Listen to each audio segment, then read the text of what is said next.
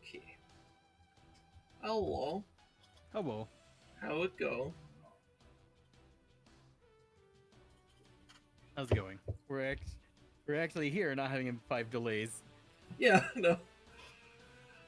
Yeah, starting a little bit later just helps a lot with that. Yeah, I actually had time to cook, Yeah. and I actually cooked on time because we actually thought everything out and got everything ready beforehand. Yeah, yeah, it helps when you do that, right? um, yeah, how are you doing on this fine Tuesday? Oh, pretty good. Went into town with my mom and it got groceries and all that other type of stuff. Cool, cool, cool. Hold up. Take my socks off. Oh god, I gotta say though, it's just hot as fuck, man. The heat sucks so bad. I mean, yeah, it's. I mean, we still have the lingering heat of summer, so. Summer's over my dick. Oh, it's not over. That's what I'm saying. By no Yeah. by no definition is summer over. I see some people posting like living up north and how like they're our weather's changing. It's so nice out. Me, must be fucking nice. Yeah. No, basically whether or not it's like hot here is determined on based off like did it rain today? The sun is a deadly laser. Because if it rained, then like well you might actually have a kind of like well not a chilly day, but like a not hot Cooler day, day. a cooler day. Yeah. And then the next day is blazing hot right after that rain, and so it ends up being like humid as fuck. Yeah, monsoon season can be like that, and it kind of sucks sometimes. Actually, no, even worse. It's hot and humid. Yes, that's what makes it worse. Also, adjust everything.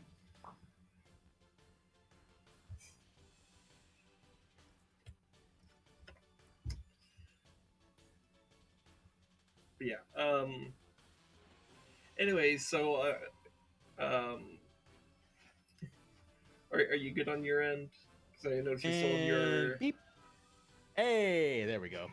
Hello. We should be live. All right, cool. Welcome to playing something else that still has a shitload of bugs. Yeah, so I kind of want to bring this up. You made me into a liar, Rezdog.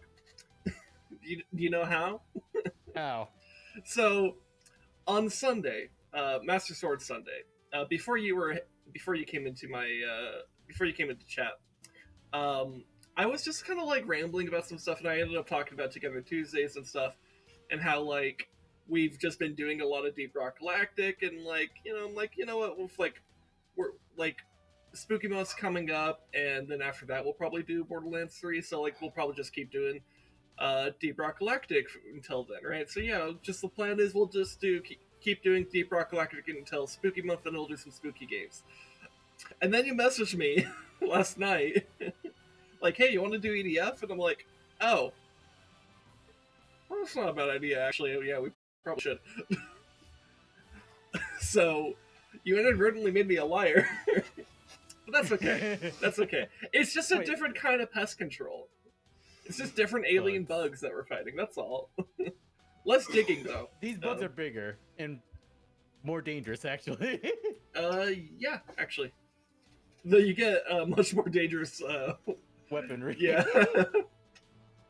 Dwarves are based, but they got nothing on the EDF's R&D department. Well, and like the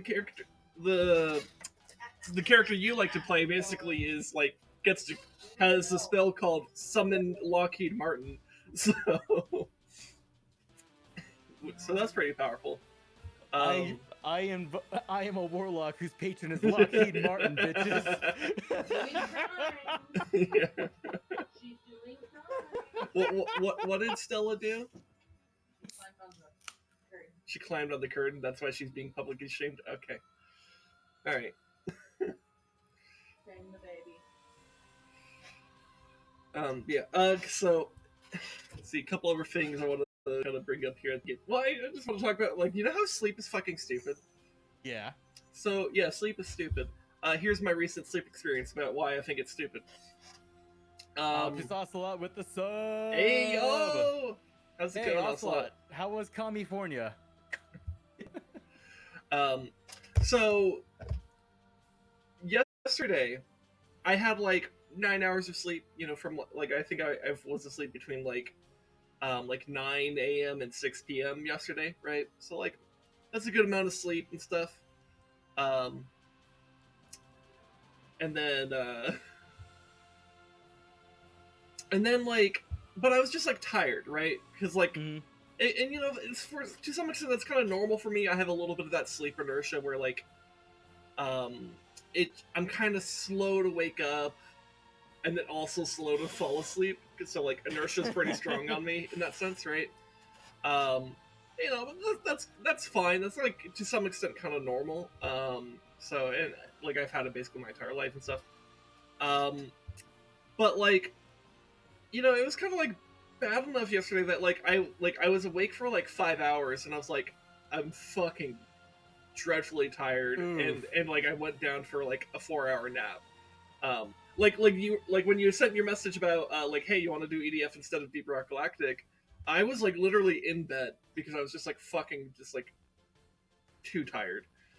Which is why I like kind of said something. I like was like a little bit delirious responding to you, so I said something like "sleep make brain no worky" or something like that. So, but like, you know, I woke up at 3 a.m. And you know, I like got myself up and you know did some stuff, put some stuff on YouTube. And you know, and then I made like a little promo thing for EDF because I was like, you know what, yeah, that's a good idea. Let's just do it. Yeah. But yeah, and then like at like 9 or I think it might have been closer to 10, I decided to go. Like I took another nap and woke up around like a little bit before 2, so I could go get my wife from her work. So yeah, my sleep's been a little bit dumb the past like 24 hours. I feel okay now, for what it's worth. So I think I'll be okay for the at least the duration of the stream, probably beyond as well. But yeah, sleep is fucking stupid, and I hate it because it really just can fuck with you in the dumbest ways. Tangential note that makes this like there's a little bit of a convenience to, or I like. It's like I don't know what's the right way to phrase this. It's like I dodged a bullet that made it kind of okay that my sleep got fucky, like this week in particular. Because I don't even think I mentioned this when I got the letter like 2 months ago. But like 2 months ago, I got a letter for jury summons again. Oh my god! and it would have been scheduled the like first week that would have been like this week, and so like last weekend it was like the time to like check the website and stuff. And like I only like remembered on like Saturday, and I was like, oh shit, wait, hold on. I went to it, and then it was like, oh yeah, no, things like been like canceled. You don't have you fulfilled your duty. And I'm like, oh thank fuck. So, could you imagine how bad this would suck if I had to go like to the courthouse this week with this bullshit going on with my sleep? Thank fuck I don't have to. Because that would suck a lot. Also, I can't believe in the past like year and a half I've had 3 jury summons. This is insane. Like I have yet to ever get a jury duty. And like I've not had to go to any of them. They've all been canceled. But like, it's insane that I've had 3 in such a short time span. Every time I talk about jury duty, I still think about that one. What was it? Lawyer YouTuber. Oh, Law by Mike. What? Law by Mike. Yeah, he's like, how to ways to avoid getting dismissed from jury duty? Wink, wink. Yeah, or things that you shouldn't do when you show up for jury duty. I think that's how. Because he's like, you should be responsible, so don't do this. As he winks. He's the Saul Goodman to Legal. A little bit. The certainly like a lot more based and not actually corrupt like Saul Goodman is. He actually, you know what to say. He has Saul Goodman energy. He has the energy. Yeah, that's a good way to put it. He has the energy, but the ethics of an actually like good lawyer. Of an actual lawyer. Yeah. So So it's like Saul Goodman energy with Kim ethics. It's kind of crazy So, though, because also like Kim Saul Wexler, Goodman, that's her name. Yeah. think about like the series of Better Call Saul. It's like, damn, he was super based with how dedicated he was to elder law. Yeah, well, like even though like there were definitely some really sketchy things he did in that Yeah. process, it was a very interesting arc where he basically was an anti-hero, right? Where like Yep. he did some sketchy, borderline, if not actually illegal things to But in the actually. name of actually protecting these people. Yeah, which is like that's like the definition of like an anti-hero, someone who's willing to like kind of bend the rules or break the rules for a good thing. Um, and I like that. You know, I thought it was interesting. Also, you know, it was a subtle thing that someone pointed out in retrospect about him, how he has a passion for elder law. If you notice, I think it was purely on accident because you know, who plans that far ahead? About the whole thing of if you look at his practice in Breaking Bad, there's still quite a few elderly people in his practice. Maybe. Yeah, I don't know how much of that was planned. Though it is worth noting that in the episode where they introduce Saul Goodman in Breaking Bad, he does casually just mention that his real name is Jimmy McGill. Jimmy, yeah. Which is something that like you know kind of feels like almost like a throwaway line, and it may have been a throwaway line. But like then when he has his own spin-off show, like yeah, his name is Jimmy McGill. Like in fact, like he doesn't take on the persona of Saul Goodman for a while. So what is Stella doing? What the kitty doing? Is she being a gay cat doing crime? Yes. How She fitting! does a crime. How fitting that the cat's doing crime while we're talking about lawyers. But yeah, anyways, yeah, I think part of what happened though is that so like the 3 letters I got over the past like year and a half have been from like different levels of court. So I think that's kind of why I got that happening. It's still a little bullshit, but like I managed to like not need to go to any of those, which is convenient actually.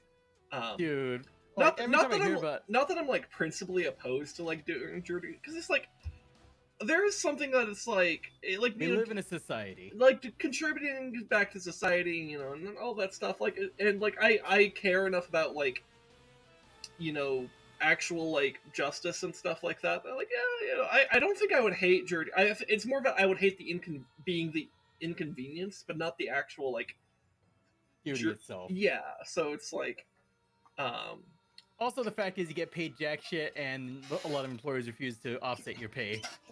Yeah, there are some employers that are mandated to cover that, but it is particular fields, right? So, but yeah, it's. I think my work, if you do jury duty, they still give. I think it's like three-quarter pay or half pay or something like that. Still, while you're doing that. Yeah, that's good. You know, that's. I mean, certainly better than nothing, right? Yeah, it's better than the federal minimum wage or whatever that you get for being on fucking jury. Like, if you just have to depend on that, like, fuck, man. Yeah, well, I don't think it gives you the federal minimum wage. I think it's like oh god, I forget. Whatever. I think it depends on the court. It's a different calculation. It depends on the court, and it also depends on how far you live away, how far you are from the court. Yeah, because they do factor in your commute, which I actually do like. Not that it benefits me super strongly because my commute wouldn't be super long, though it would still suck going into downtown to actually, you know, go to the courthouse. Downtown. It's great if you're doing what you're supposed to be doing there. If you have to go through it, fuck you. Yeah, no, it's bad. Like, if the point is to be in downtown, just great. Oh yeah, though if the point to get through downtown. Though if the point is to be in downtown, you like don't even want to drive your car into it. You'd rather like take like a city bus or a streetcar or something like that, right? Like, yeah, it's bad. Which is kind of fine in a way. Like, if you're wanting that to be an area for high foot traffic, yeah, maybe it should be a little hostile to cars.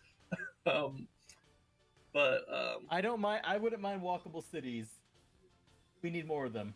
Yes, actually, I think walkable cities, like the whole concept of 15-minute cities, I strongly endorse.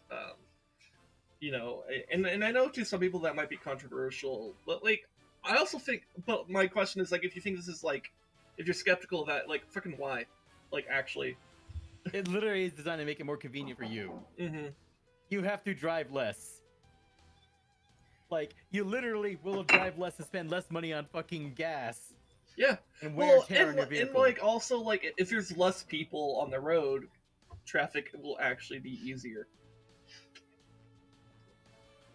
Yeah. Anyways, I think I said the invite multiple times, but yeah, I know. I'm deliberately ignoring it because we're talking. Yeah, walkable cities are based. Yeah, and you know it's not based. Although it's kind of funny though, because by comparison to where I used to live on the res, this is definitely a walkable city by comparison. Yeah, well, and a lot of that, if I could speak, would happen while you were like away, because it was during the time that we were in high school that that they made a streetcar that goes between like the university campus and ironically called the Clit. Like that's not even a joke. It like the abbreviation of like the streetcar of the city is the streetcar system is abbreviated. No, it's not. It is. You didn't know that? No, it's not. It really is. I like. The streetcar system abbreviation is the Clit. Literally, if there's there's a page on Facebook called Ride the Clit. No, it's not. Shut up. Yeah, no, it's real. Which yeah. Not to dox us, but like if you know, you know. If you know, you know. I mean, if you do know, we'd be in a pickle. Well, yeah, exactly. Foggy, how's it going? Hello, good thing to walk into. But yeah, anyway, but like the Clit was built during our high school years, which you were on the res for. Yeah. So I was still here for the construction of and stuff. And there was a ton of skepticism about it, like while it was under construction, because people hate construction. It fucking sucks, right? Understandable, it's very inconvenient and it's a pain in the ass. And for businesses that are like in downtown while construction's happening, it's terrible, like god awful. But like once the thing was finished, like that revived downtown, because the downtown of the city that we live in was like not doing well for like a long time. After this streetcar was built, that whole area between downtown and the university campus, and the round, of course, has like been an economic boom. Like I think, so it's like I remember being an impressionable teenager, kind of like a little bit skeptical about things like during the construction of it.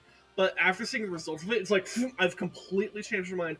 This was like an undeniable success. I fully endorse streetcars like this. I fully endorse, and then like basically any improvements that can be done to public transportation. It is like the way to improve cities. Like holy shit! Like people like advocates for public transit were always right the whole time. And any skepticism of it was wrong and stupid, and I'm willing to forgive teenage version of myself for being stupid because I was a fucking teenager, right? And people can change their minds. It's fine. It's not real. They don't abbreviate it to that. It's a fake page. You're telling people fake news. And well, it at least at one time was abbreviated to Clit. It's the Clit in our hearts. It's the Clit in our hearts. No. Yeah. It's fine. It's fine. Anyways, but like, point is, public transportation is based. 15-minute cities are based. Walkable cities are based. And yeah.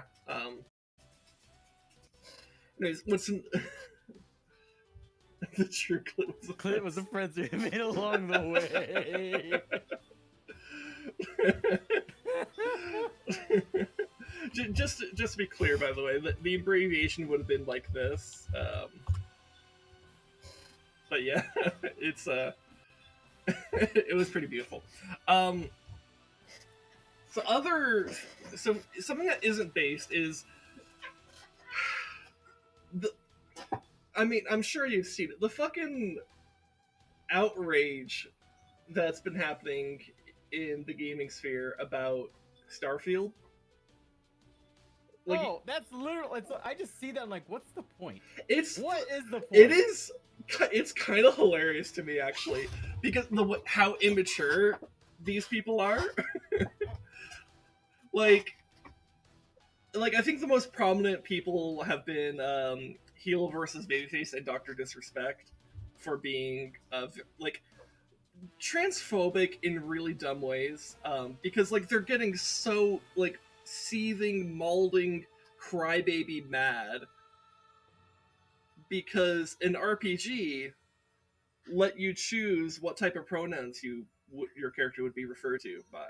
Here's the thing: it's like, honestly, part of me wonders if they're just milking it for content, because like literally they might be, but like it's also stupid. It is so stupid, but then again, most content farming is stupid. Yeah, like I mean, well, and I don't know if it's really fake, because it's like, well, and even if it is fake, like imagine being the guy that gets fake outrage just to like gain a bunch of clout amongst transphobes and fascists. Like, how pathetic are you? J.K. Rowling pathetic? Yeah, and that's pathetic. J.K. Rowling is a pathetic little bitch, and like she has lost the respect of basically like all the millennials who grew up reading her books. Like, yeah, it's pathetic behavior. I see that, and I'm just like, you literally wasted more time. You just said, if you don't like it, you wasted so much more time just saying, oh, well, that's stupid, move on. Yeah, and here's the thing, I don't think pronouns are really that big a deal. Like, for example, I don't put like pronouns in my bio because it's not anyone's fucking business what my pronouns are. But like, who cares? If someone puts their pronouns in their bio, like, okay, that's fine. It like just like answers a question for you, and that's fine. But like, it's not that big a deal. It's the type of thing that's solved by saying, who cares? Yeah, literally, who the hell cares? Like, that's literally all. Yeah. Like trans people don't even really care about pronouns that much, really. Like they do, but like, it's like a little thing, right? And it's more about like, it's something that's more important when you're like interacting with them in like an interpersonal way. It's not really that important in a broad societal way. What's more important is like having like equal rights and healthcare rights and stuff like that. Right? Yeah, majority of people don't really care. They're just gonna they're just gonna correct you and move on. Yeah. The ones that these chuds complain about are the Karen equivalents in the space. Yeah, well, yeah, they're functionally the same as a Karen. Like, yeah, like they're Karens. Like, yeah, like what's the difference, really? They're screeching about something that's not that important, and they're so infuriated. Like they're like this is being some kind of like nefarious ideology that's being pushed onto them, and it's like, dude, it's literally a checkbox. This is no different than Professor Oak asking you, are you a boy or a girl, when you're playing like Pokemon Red or Blue. Like, it's literally the same shit. Like, the only thing that might be different would be like, okay, we might be expanding it to include they them pronouns or whatever, but like, yeah, well, come on. Like, it's fucking stupid. Oh my god, he's reminding me of a stupid short I saw. Someone was playing Baldur's Gate. Yeah. And it's like, if they're going through the options, they're like, penis. What was it? Penis, vagina, default. What?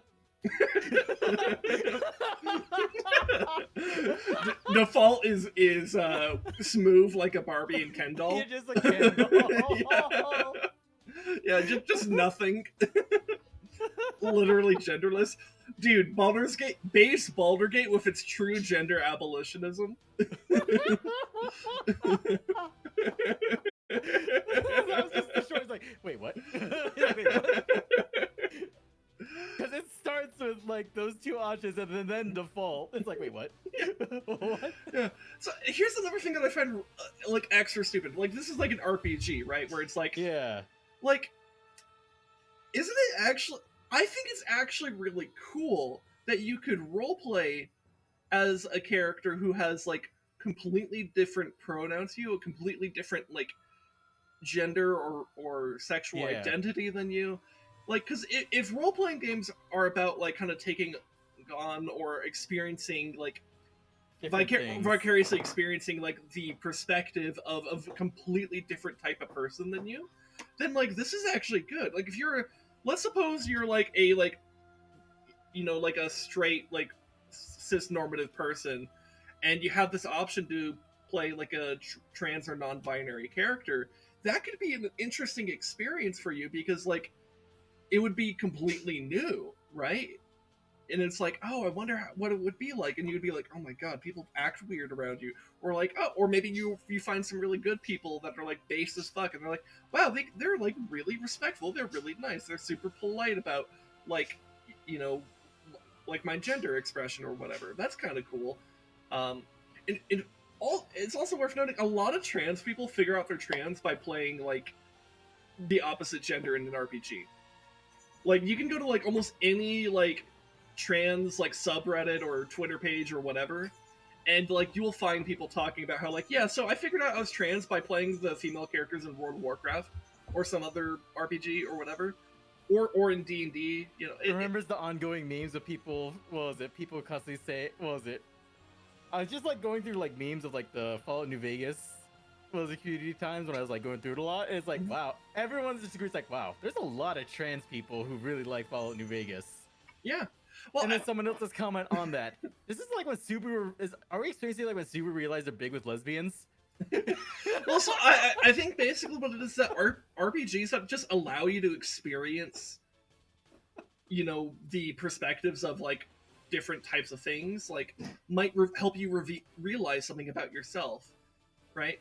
So like, you know, in this case, like if you play an RPG and then you play as like the gender that isn't like full one that you were born with or whatever, and then you start like kind of weirdly identifying with it, well, maybe you find out you're actually trans or non-binary or something, or maybe not, and that's fine too, because maybe you just gain some perspective on how it is to be the other gender, or like a different gender than what like you're used to in real life. Similar thing for like, you know, playing like a different type of like body type, or like a different type of race that like might be like experiencing things differently than like you might be used to or whatever. Like you know, if you were to like play as like an orc in like a fantasy setting, and you're not used to like racial prejudice or whatever, you might learn something about it if you like play an orc in like a human-based society or something, right? The stick of truth, the difficulty slider. Oh yeah. yeah, like I think it's so stupid to get mad about like an increased character customization in an RPG, because that's kind of the point of RPGs, right? Honestly, you know, CD Projekt Red, you false advertised to me. You said you could customize your genitals. How come I cannot replace my genitals with a loaded firearm? Yeah. It's just like it's the ultimate fallback weapon. Everything runs out of ammo. Well, this is loaded. Instead, no, we just get several different options. Okay. Anyways, but like, yeah, I don't know. It's just it's baffling how like it never ceases to amaze me how actually insane and like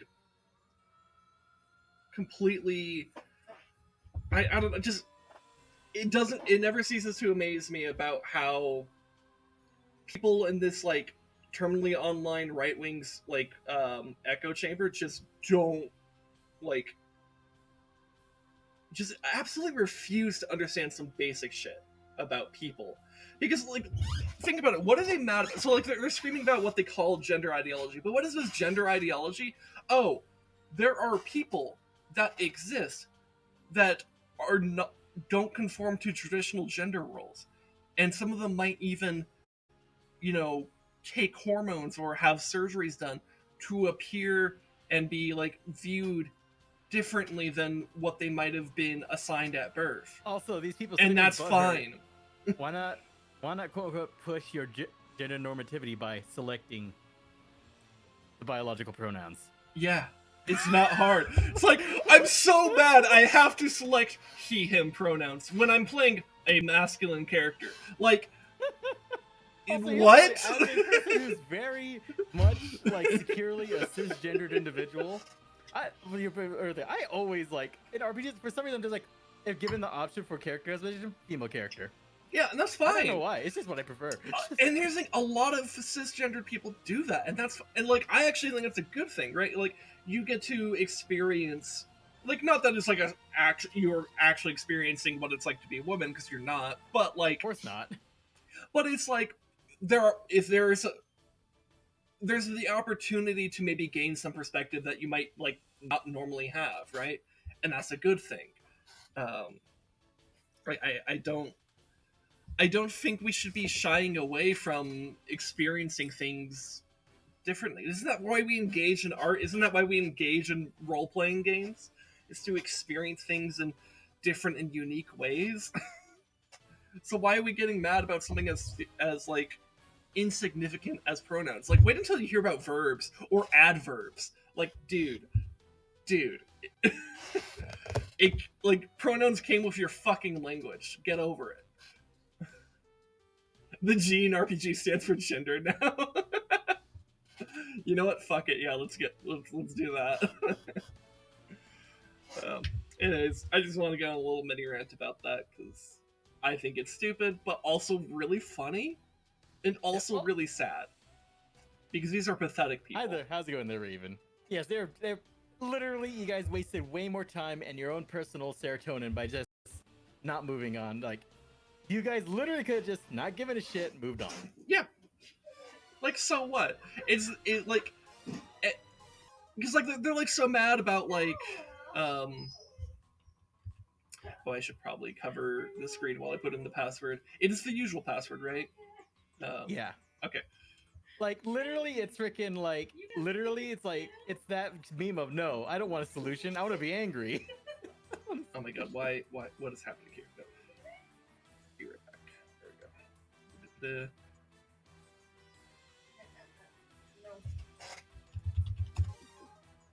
Oh, was it capitalized? I think it was. Okay. They're attacking even tomboys. Oh god, I've not heard about that, but all I can say is like, hey, there's so many tomboys in my family. Yeah, no, it's dumb shit, man. It like people need to just like literally like what they're mad about is just trans people existing. They claim that it's like, oh, they're shoving it in our faces. It's like literally a trans person or a non-binary person or just even a gender non-conforming person is existing. Like, come on, dude. It's not that bad. Like, actually, literally, there's nothing bad about that. Nothing. And just, yeah, I don't know, whatever. Anyway, sponsored by Lockheed Martin. Let's go. Remember, explosives are unisex. Right. Anyway, so Secret of the Cave. God, what do I even have equipped? So I have a phalanx and Stardust Cannon. You know what? Actually, Nice. what I have right now might actually be good for a cave. Remember, mission. everybody, doesn't matter what gender you identify as, explosions treat you the same. Look, I don't care what the pronouns of the alien bugs are. We're gonna kill them all the same. Remember, when you are targeted by explosives, your pronouns will automatically change to was, were.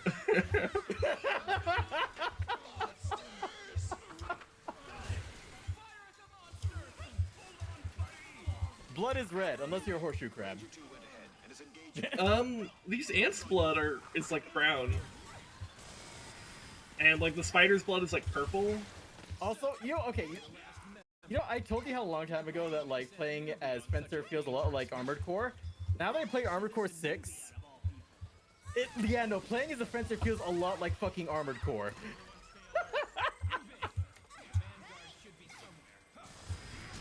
Like literally, high level fencer feels like you're playing Armored Core. Okay.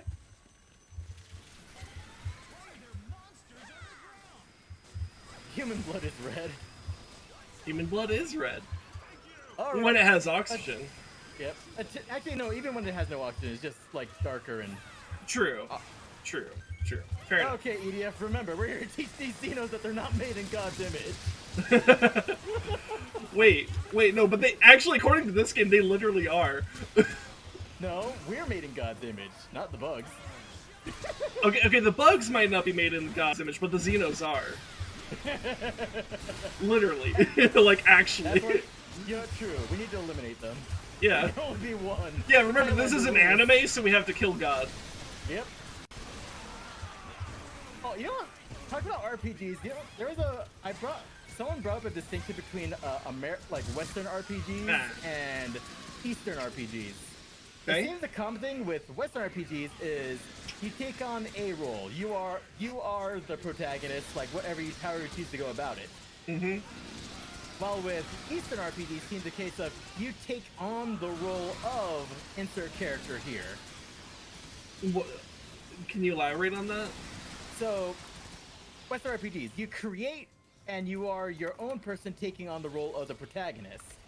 Eastern RPGs tend to have you take on the role of an established protagonist.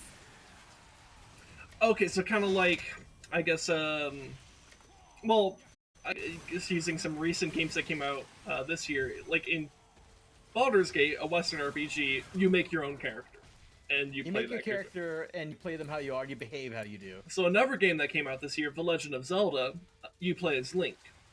Is that like kind of the dynamic you're describing here? Yeah. Okay, gotcha.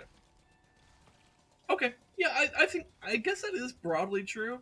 And like a big one of like recent releases like that are massive, like Persona, you take on the role as Joker, the character from Persona. You're not creating your own character. You're not taking the role of the protagonist. You're playing as the protagonist, who is Joker. Yeah, I guess that's a decent way to describe that. Both are good. Yeah, both are good. Yeah. Also, good God, I am rusty in this game, and we're still surviving though. Yeah, I literally like ran ahead, got myself killed, and I was like, whatever, it's fine. We're also, like, even though this is on the hardest difficulty, which is ironically not hardest, like it's still early enough in the game that it's like forgiving. Yeah, you're not really seeing crazy shit yet.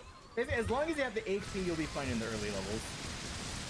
Yeah, which, I mean, I have more health than the armor limit, you know, so, like, it's really nothing. I mean, I say that as I die, but, you know, again, the whole point of this rant is, like, you know, who cares if I die, like, 2-3 times, whatever. Like, it's not that bad, actually. This mission is very dangerous.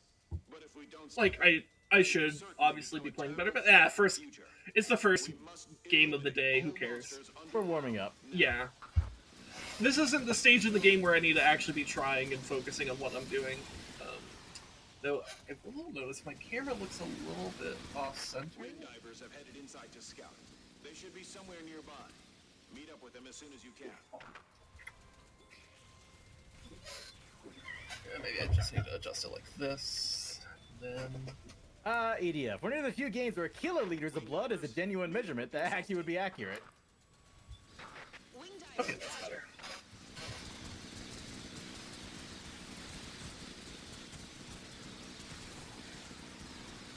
Actually, it's a little crooked, though.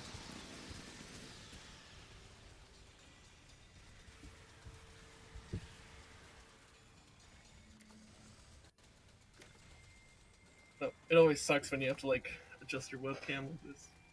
You know what, I'm just gonna... Maybe I'm over-adjusting at this point. I mean, I'm still dead, so I can just take the time. Yeah, close enough.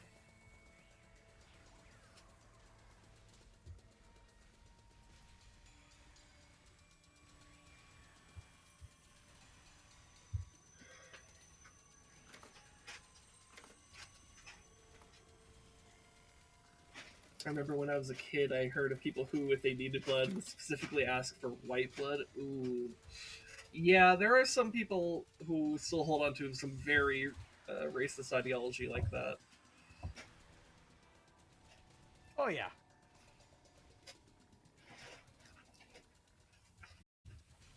I I'm do. just thinking about how like I do. the modern Red Cross is like, natives, please give blood. Natives, give fucking blood.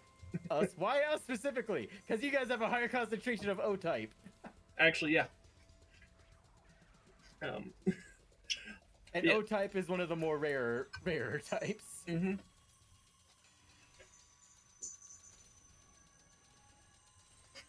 Ah, damn it. Got me while weapon switching. Raven's mom has O. Oh, nice, Raven. Yeah. But yeah, no, it's like my uncle is O negative. I think one of my other relatives also. We have a lot of O negatives in my family, actually. Raven's B positive. That's a good attitude to have. Yep. Always be positive. You know, I actually don't know what my blood type is off the top of my head. Same here, actually. I've donated blood.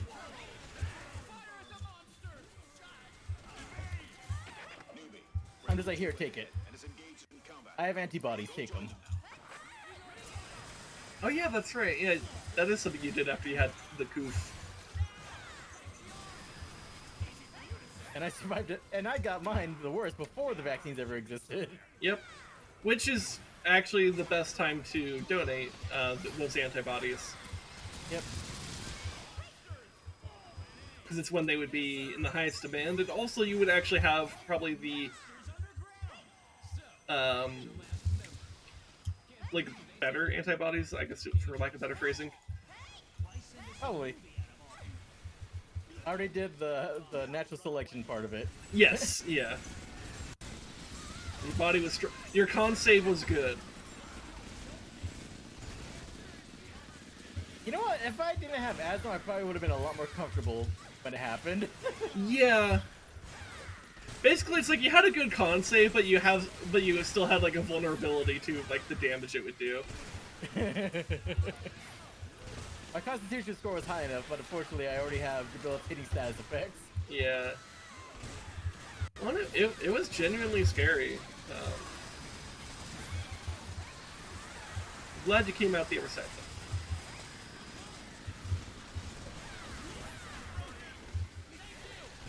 though. Oh my god. What was it? Flaw in D&D. Asthma.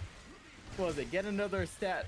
Get another point to a stat. Thing is, though, if you use the dash action in a battle, you now have to roll a con save at the end of the battle or take exhaustion. You know, that is something I feel like we don't play around with enough in like D&D and other RPGs. It's like the idea of taking like a flaw.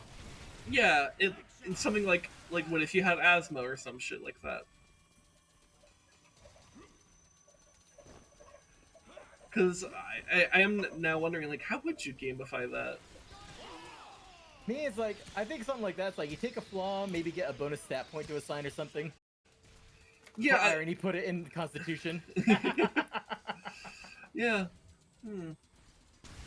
Because a single stat point's pretty strong in, was it, D&D? Yeah. Especially because, frustratingly, a lot of the math works out to you having, odd numbers. and I know the devs know that's kind of the point. When you first generate a character and all that. Yes.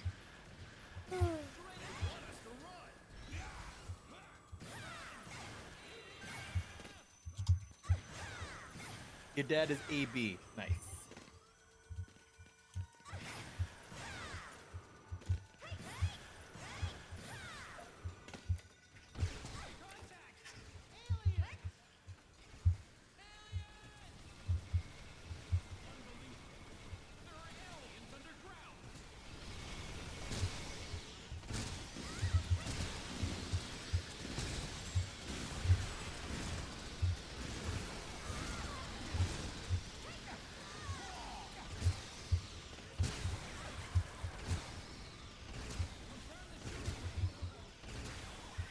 The shotgun cannon is so good, but they take so long to reload.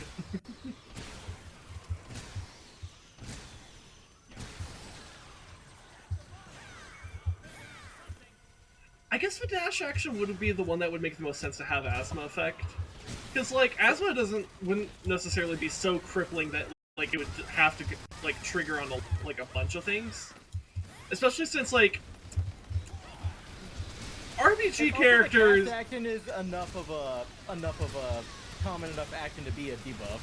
Yeah, well, and, like, more importantly, it's, like, like, RPG characters are kind of at an assumed level of, like, cardio. Fitness. Yeah, and, like, physical fitness. Because if you're physically fit, you can do a lot of extraneous things, and asthma won't really be a problem. It's more in, like, edge cases. So it'd be, like... And so something like a dash, like, yeah, it might wind you, I guess, a little bit more than, like, the normal person. And again, like, the way I said it, like, after the battle is over, you have to roll a con save. Yeah, or maybe if like after like X turns, like if the fighting is still going on, you have to roll like some kind of con save to like maintain your yeah, and I guess if you fail that, maybe you start getting like penalties to like some of your rolls. Nothing severe. You know, actually, I think maybe it could be like accumulating exhaustion. Actually, yeah. I think I remember one of the DMs are watching. He prefers older exhaustion rules, or it's just a flat -1 to your rolls, then a -2, so on and so forth until 11th level of exhaustion where you just die. Yeah. And also, he's like, it's also a much like gentler gradient of, you know, not 5 and then you die. It's 11 and then you die. I think it's 6 in 5e, but yeah. Yeah. Yeah, though to be fair, there's very few things that actually incur exhaustion in 5e. It's like very specific spells, and like not getting rest, like, or just being a zealot barbarian, unfortunately. Yeah, but again, like very specific things. Like I think in the campaign I ran with you and JoJo, the undead focused one.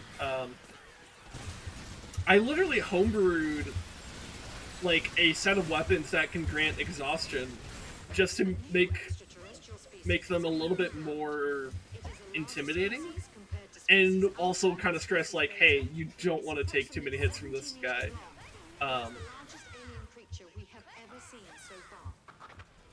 Because I kind of wanted to like kind of see like what's it like to play around with exhaustion as a mechanic. Though I didn't want to go too hard on it either, because like, you know, if it incurs, because I think I had it like only incur exhaustion if you rolled like a nat 1, because I think it was like every time you get hit by like their sword, you have to roll a con save, and I think only on nat 1s you actually incur exhaustion. Because it's also another thing is like exhaustion seems to affect marksman characters far worse than spellcasters. Maybe. Well, let me go ahead and alt tab to check real quick. So 5e exhaustion. Let's see.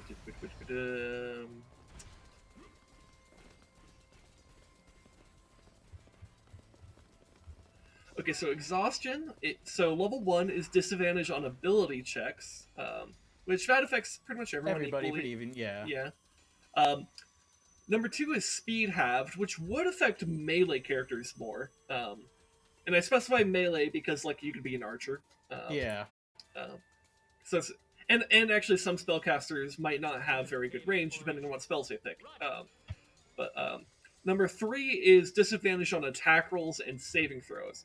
So this is where martials do start getting affected more, because there are some spells that don't have an attack roll. If you cast a fireball, there's no attack roll that you make. Yeah, a lot of AoE spells have no attack roll. A lot of them just incur saves. Yeah. Stuff like Firebolt or Ray of Frost, those would still count as attacks.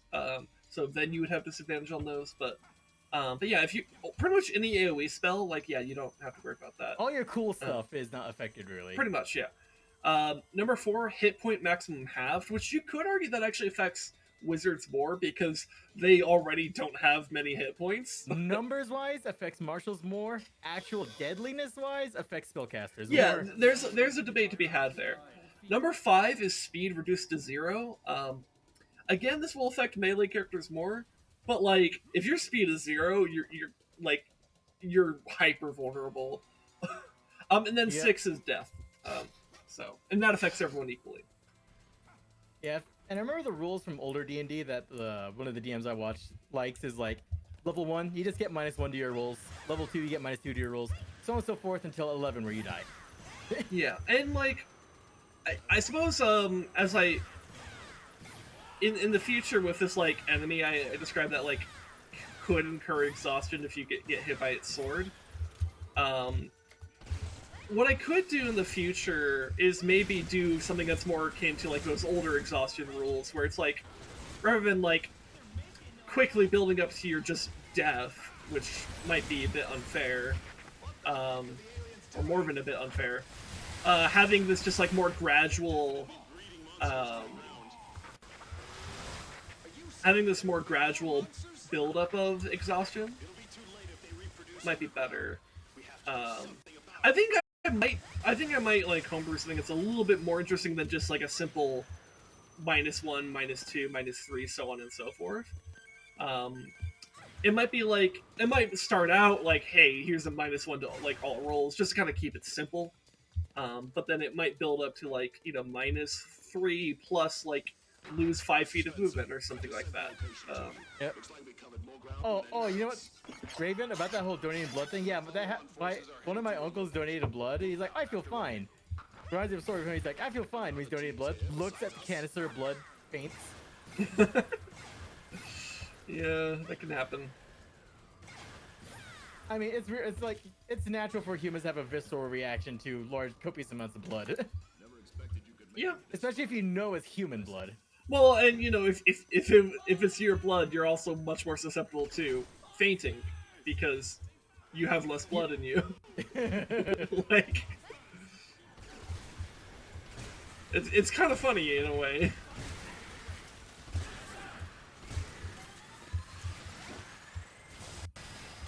Yeah. I suppose if I were to also do that, just kind of thinking about like the type of stuff I would have set up in this the finale of that campaign. I probably want to also, if I'm gonna have this enemy, because it's not like it's a unique enemy. It is a special enemy, but it's like not unique. I might want to make it so that like not only is exhaustion not as like quickly lethal, I might want to also make it so that there's ways to remove exhaustion a little bit more easily. Like, I could even just, like, have, like, maybe some kind of cleric or something that could just, like, cast spell, remove exhaustion or something like that. I don't know. Or short rests can potentially remove exhaustion. Yeah, I might need to, like, read up on, like, some exhaustion rules, and maybe there are some spells that actually already do what I just described, and I just forgot they exist. That's totally possible. There's a lot of spells and class features in D&D. And it's really easy to lose track of all of them. Especially when you're also, like, homebrewing shit on the side. Like, no, in my case, it's almost like I'm homebrewing, and then I have some, like, D&D mechanics on the side. It's a little bit of column A, a little bit of column B, you know? Reload!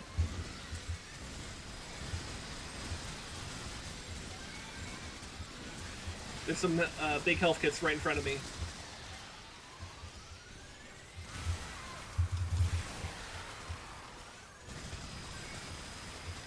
Oh god, I got grabbed.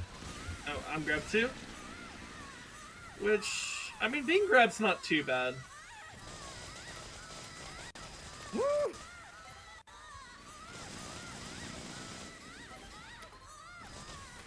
Okay. Damn it! Jumps! Why don't you recharge the same area as dashes? Because dashes recharge as soon as you hit the ground. Jump is still weird. Yeah, I that is something that's always bothered me whenever I played. Oh, I'm Fencer. making afraid. Okay, well, I love how when I'm naked and afraid, the best place to be is actually in the jaws of an ant. Well, it's not the best place to be, but it's like the second best place to be. That means I'm ironically safer, because the other ants are not gonna shotgun me to death as much.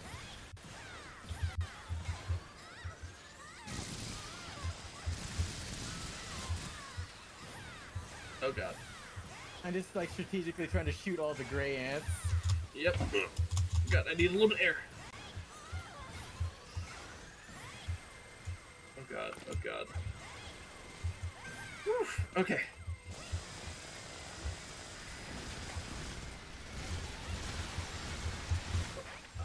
I will say this about Inferno. This is maybe the most we've actually had to focus in on this final section of this Yep. level. I'm actually impressed. That was genuinely something to challenge us at the end. Yeah, usually this encounter is kind of a cakewalk, especially with my ricochet shotguns. Yeah.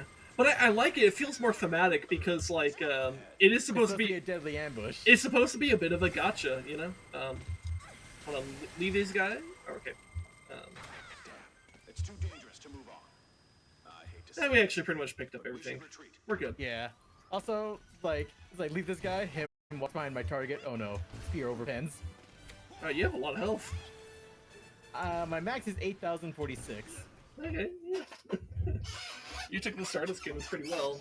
To be fair, I wasn't doing it point blank because that would definitely kill me. Oh yeah. So, because there is some bounce back on that. Alright, Eradication Plan. Monsters in the city. Okay.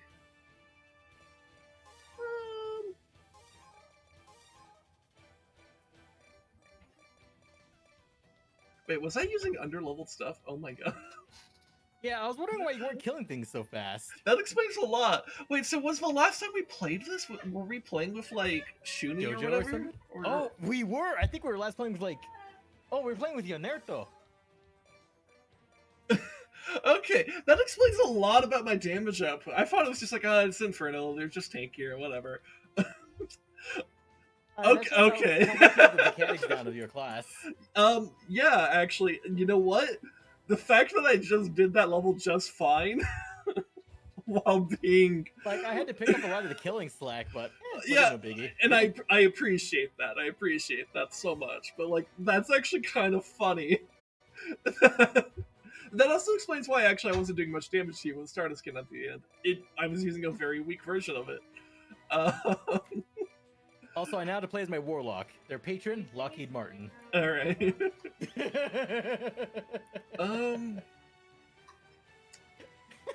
Patron Lockheed Martin. You know, Am I wrong? I mean, unless it's Raytheon. Raytheon sends a regard. I am a cleric of the military-industrial complex. Actually, what was it? Oh man. Actually, no. What was the freaking name? Oh yeah. I am a cleric of the discretionary spending domain.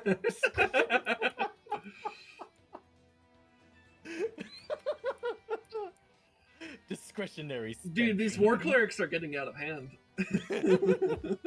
Oh, you know what? Okay, you know how Ezri has a level 1 cleric in our campaign? I'm trying to debate what domain to make that level 1 cleric for her. Oh, that's right. You automatically get a domain. Yeah, and we didn't do that in 5e because we didn't. I'm not sure if I really had a reason other than like we just didn't want to. I don't Also, know. mechanically, I think mechanically we should have. I don't know what our decision was at the time. I think the idea was that like we were cool if, like multi-classing is fine, but like we wanted like the archetypes to kind of stick to one main class. Because like all the characters that came from are either singularly one class or they're like one class plus like one or two levels in another class. So it's like, is that really enough to justify a whole archetype? Which like technically from a mechanic standpoint, yes. but from a thematic standpoint, it's a little bit weird.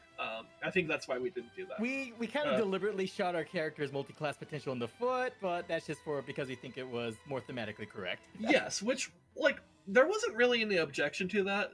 We were all in agreement that this was okay. Like, in the future, we might change it. Whatever. yeah, I think in the future, I think we could be a lot more lax about that. But like, you know, it was just like we wanted to like kind of have our characters be a bit more focused. Yeah. Also, Raven, I didn't miss much. We're just being nerds. Yeah, just talking about D&D while shooting alien bugs. You know, normal things that we do. And also how my main in this game is a cleric of the discretionary spending domain. Yeah. So I guess here's a question then. Thinking about Baldur's Gate. So Baldur's Gate cleric domains. What do they have? It has all the base like player's handbook domains. Okay. Yeah, I just want to like kind of check specifically. And you can designate your god as well. Well, for some reason you can't choose your patron god in as a paladin. Really? People are weirded out by that. I would feel like paladins would be more, because paladins are like even champions chosen. they're like supposed to be like the gods' champions, right? Whereas clerics might care more about like the gods broadly, but I don't know. Maybe that's just my interpretation of it. Yeah, so a lot of people for roleplay, they take one level in cleric and then they do the rest paladin. Okay. So that you get all the dialogue options from the cleric, devotion, and all that. All right. So let's see. So because clerics do have like dialogue and choice options based on their class. All right, so and their chosen god. I'm at the cleric page on the Baldur's Gate 3 wiki. Where do I find their domains, though?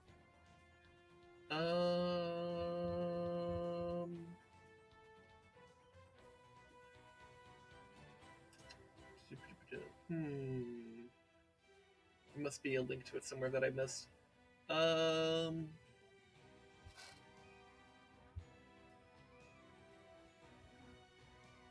There's domain spells. That might lead me to domains. Okay. So they have life domain, light domain, trickery domain, knowledge domain, nature domain, tempest domain, and war domain subclasses. Based off the names alone, my gut instinct kind of tells me, knowing Esri from our D&D campaign, she would probably either go down like the war or trickery domain, because she's a little bit of a cunt and she loves fighting.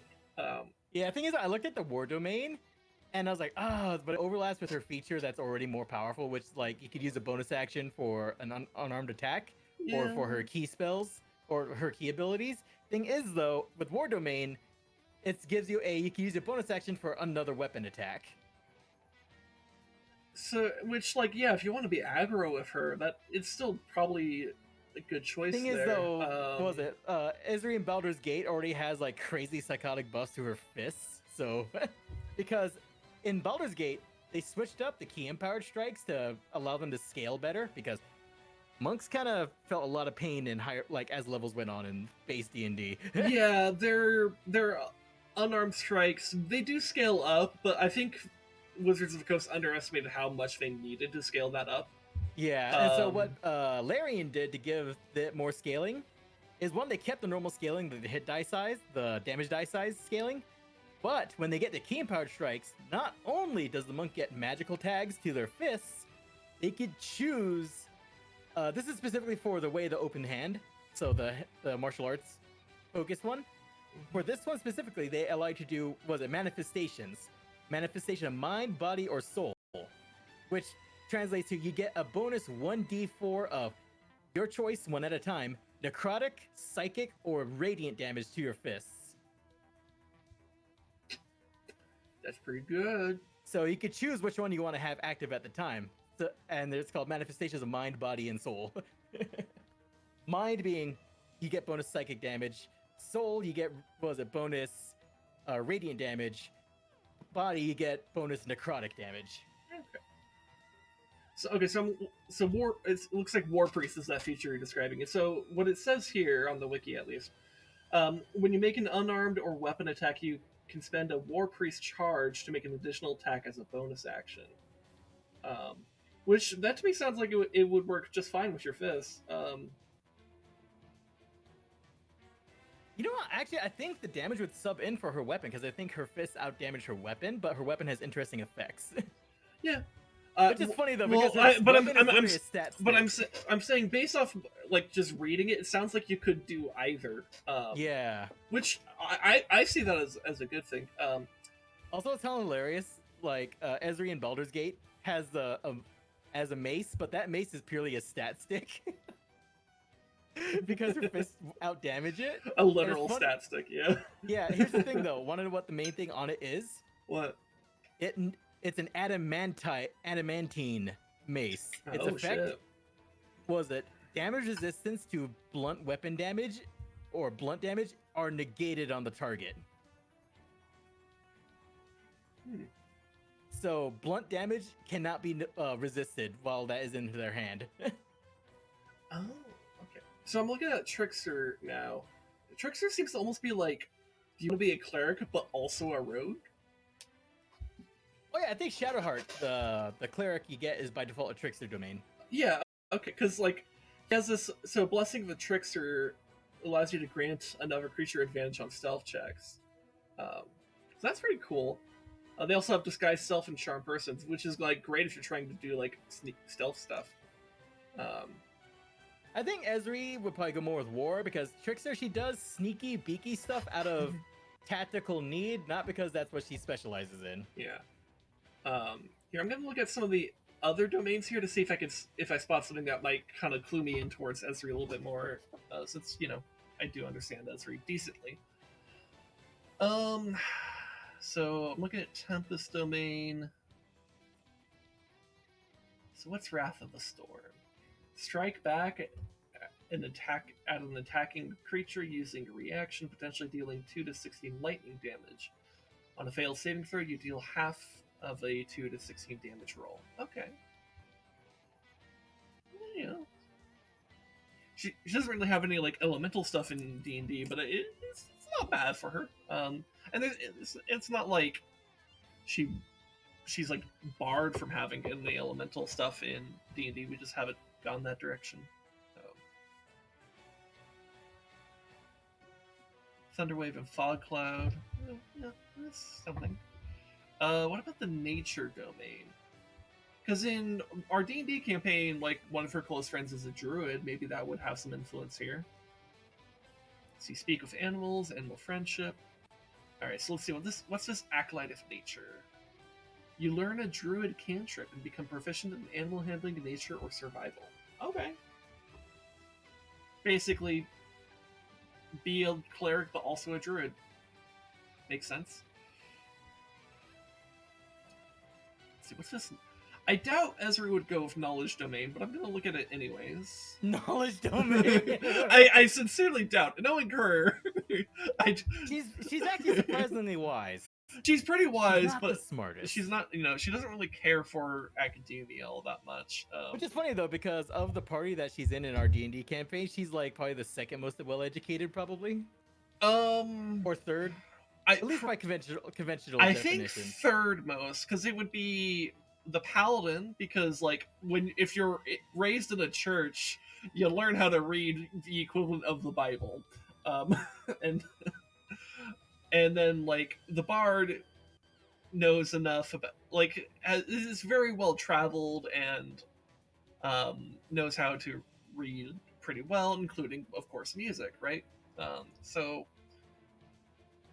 And then Ezri studied at the monastery. And this is kind of funny. It kind of also goes by age in our group, right? Because like the bard and the paladin are like the dads of the group, and then the next oldest is Ezri, the monk,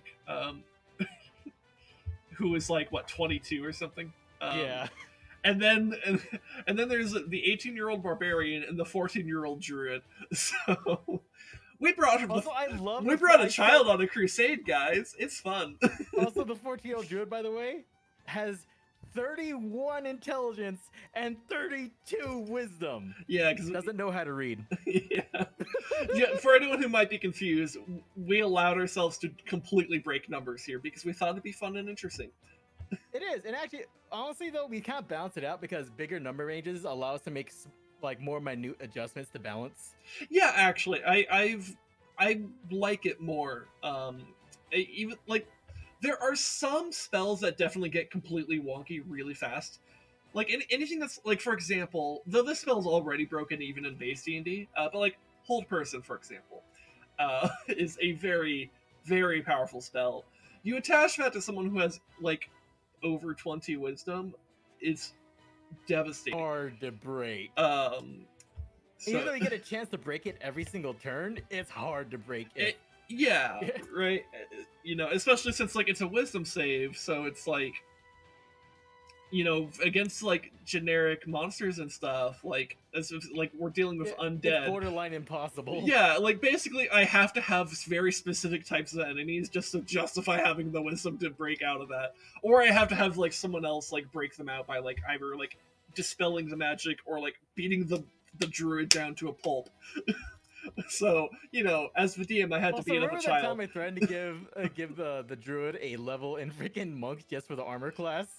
Oh yeah, when you mentioned that, I was like, please don't. Because your druid is already like druids are already insane, and like you could turn into a bear and get like additional like 40 hit points or whatever. Like like do you really need also to have like 20 armor class? Yeah, like what was the...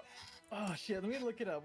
Let me look up her stat sheet so I can see what her armor class would have been if she took monk. Yeah, I guess I'll continue reading the Baldur's Gate domains here. There's a command and sleep. Wisdom. Okay, she has a plus 10. Yeah, she would have a fucking 20 armor class. Oh, does the knowledge domain not grant a level 1 feature? It just grants the spells? Oh, you also get +2 expertise in history, nature, religion, and arcana. Okay. Oh, yeah. Okay. So I guess the idea is you just become smarter. That makes sense. Okay. Okay, but yeah, no. I just looked at her stat sheet. She would have had 20 fucking armor class with no armor, with how much wisdom she has. No, yeah, I didn't throw that number out as a hyperbole. I knew that was the exact number. Imagine having more armor class than the freaking the paladin in half plate, because you're just wise. Yeah. Yeah. It was. I'm glad that you were gracious enough to not grab a level in monk. I'll admit, I'm a power gamer, but even I knew that would have been ridiculous. I mean, well, it's not even necessarily like this would have made it hard to, because like as the DM, like I could just throw tougher things at you. Like I could throw tougher things at you. I could make you make certain like I can basically always counter stuff if I really want to. It's more about like what's the party-wide effect that this is gonna have, right? So like in the same campaign, I've had this issue of like, okay, the barbarian has an insane amount of health. Like I think like almost 100 at this, because we're like level 10 characters now. Yeah, Ezra has like 90, I think. Yeah, and I think the barbarian has like 216 health or something like that. It might be more like 190. I don't know. I can't remember off the top of my head, but it's like pretty fucking high. Yeah, Ezra has fucking 95 health. Yeah. Because she rolls high on her HP rolls, and then actually I could look up your character sheets because you guys shared it with me. So but the tough feature did a lot for her HP value.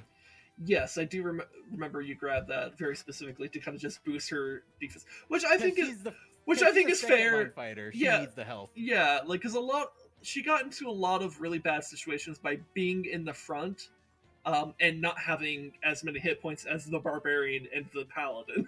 So. It's like the paladin has the armor to stay up there. The barbarian is just a meat mountain. Well, the paladin also has the hit points too. Paladin has like armor and hit points. Like the barbarian's a literal meat mountain.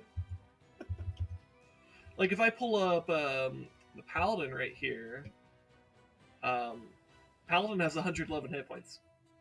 Like they have the hit points, and that's before they have a little bit of armor too. Mm-hmm. So the barbarian. Also, we track armor as its own thing in our system.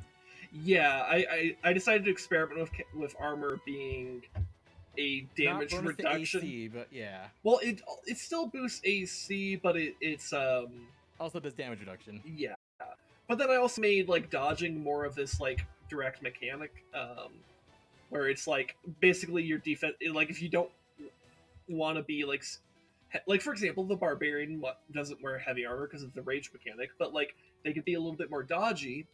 And so if they have good dex saves, they could just not Avoid get the hit. attacks. Yeah, like Yeah. Oh yeah. So basically, AC is the minimum to hit somebody. If you have armor, you'll just you'll take the hit and you'll have it reduced by however the armor stats are.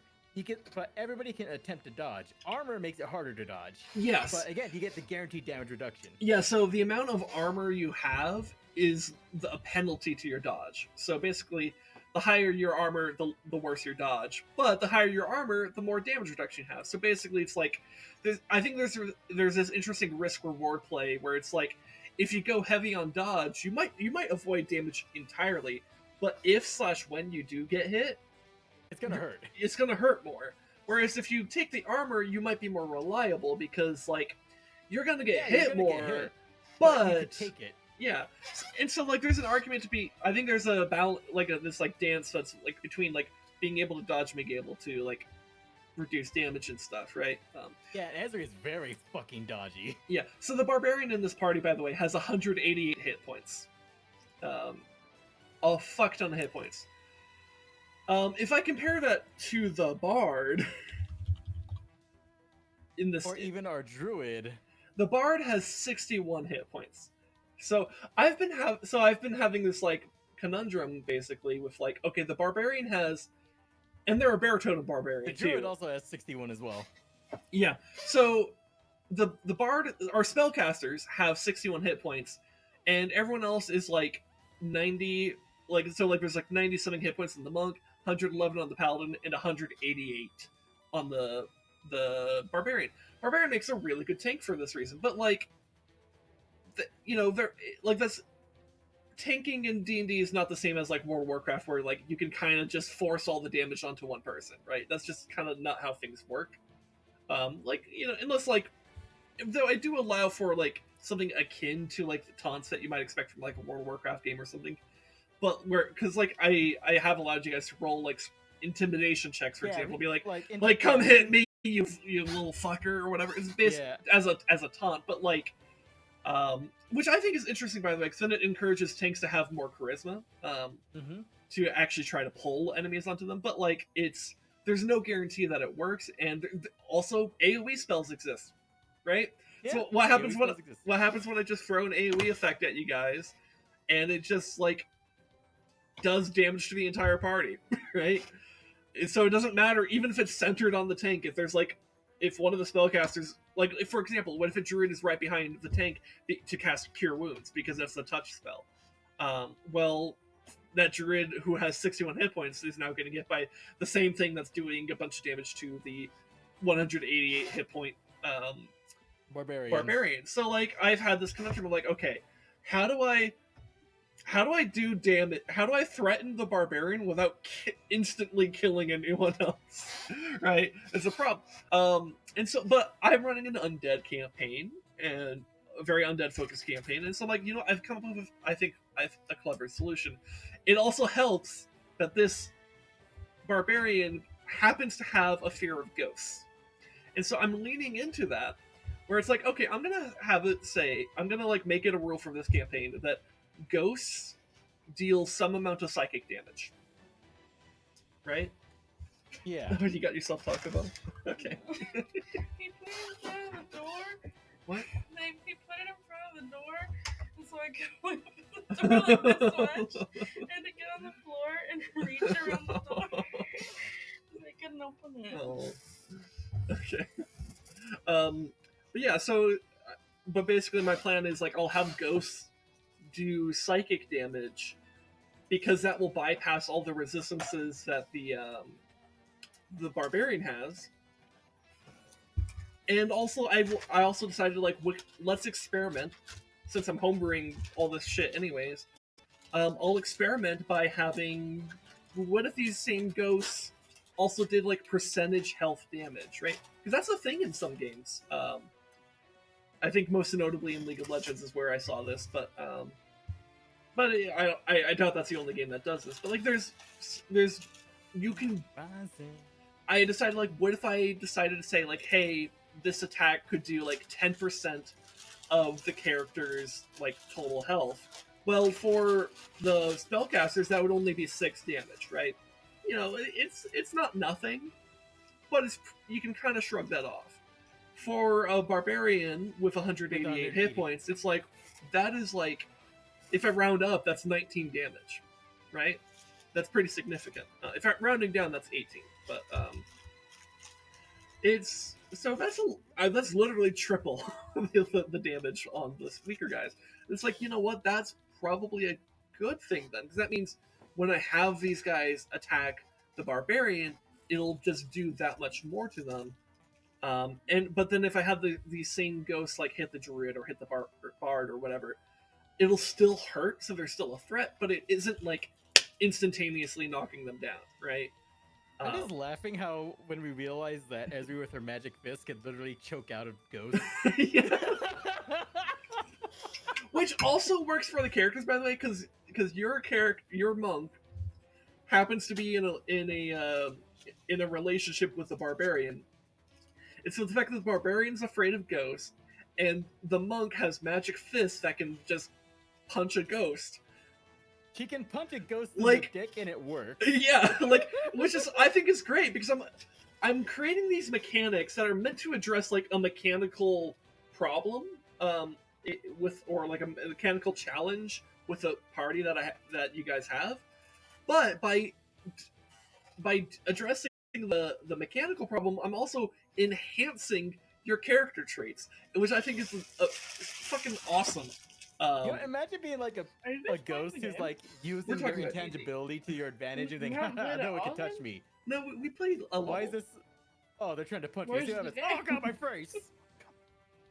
I'm just all tapped. I got disconnected from the session because we've been talking so long. That's fine. We're being nerds. It's allowed. I was so confused. We're allowed to be that's nerds. Hilarious. Also, Baldur's Gate 3, Ezreal is also choosing the romance of the barbarian. Is she really? That's great.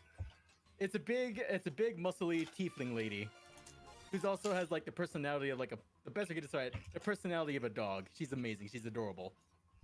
Yeah. Oh, you're offering me a chip? Thank you. She's also a huge fucking dork.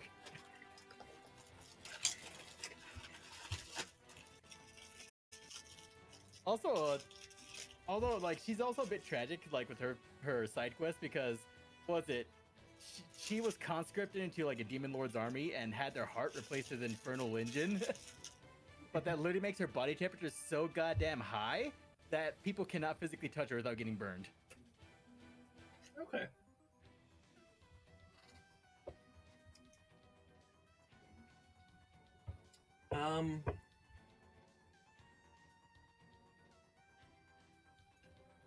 Anyways, punch a local ghost in the dick. Yes. Yeah. Sorry, I'm just like looking at the last domains in Baldur's Gate. So yeah, I think the one that would fit Ezreal's personality the most is the War domain. But like, you can go with whatever you want. Like, it's not that big a deal. Yep. It's not like this is the exact same Ezreal as the one that we have in our D&D campaign. It's just, it's inspired by her. Yeah, it's like an alternate, like, dimension version of her, basically. An Elseworlds, if you would. Mm-hmm. Also, you know what? Because of the Baldur's Gate 3 things, I think I want to add face. Like, if I ever get art of her again, I need to get the some face paint on her, and also if I do finally commission something of Silas, definitely also face paint. It's like face paint just looks cool. Yeah. Well, I think especially since for the types of characters you like to make, I think it makes a lot of sense. Me, roles, humans, and martial class humans. Everyone, they're kind of boring. There's filled with so many interesting things. Me, yes, and I'm gonna fight those interesting things. Yeah. Oh, it's this mission. Okay, hold up. I need to change my kit. Okay. I realized what mission this was. Like, I don't remember what mission this is. This was it 99 cents for Godzilla. Oh. Okay. Yes, I should probably just bring like a laser then.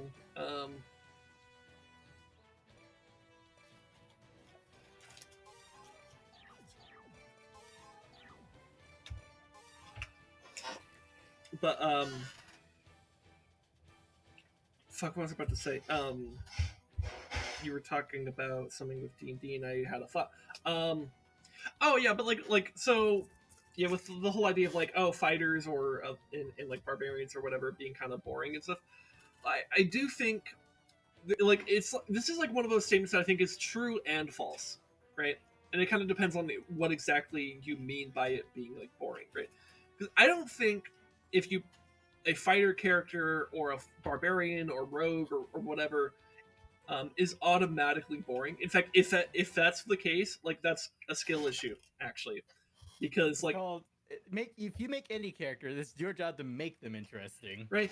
And on the flip side, you know, just because you have a whole like spell book of like different spells and abilities or whatever, as a wizard or a cleric or a druid or whatever, that doesn't automatically make your character interesting, right? Because your character being interesting comes from how you role play them, not by like whether or not they could set the sun on fire. And also, being decent at RP and having a powerful character are not mutually exclusive. Yes. But on the flip side, so where this statement is true though is like from a mechanical standpoint, like and like game design standpoint, like yes, fighters are boring actually, and I want them to be. I think it's a crime that they're not more interesting than they are. They have a handful of interesting things, like for example, Battlemaster I think is interesting, because you actually get to have meaningful like gameplay choices just from the game design.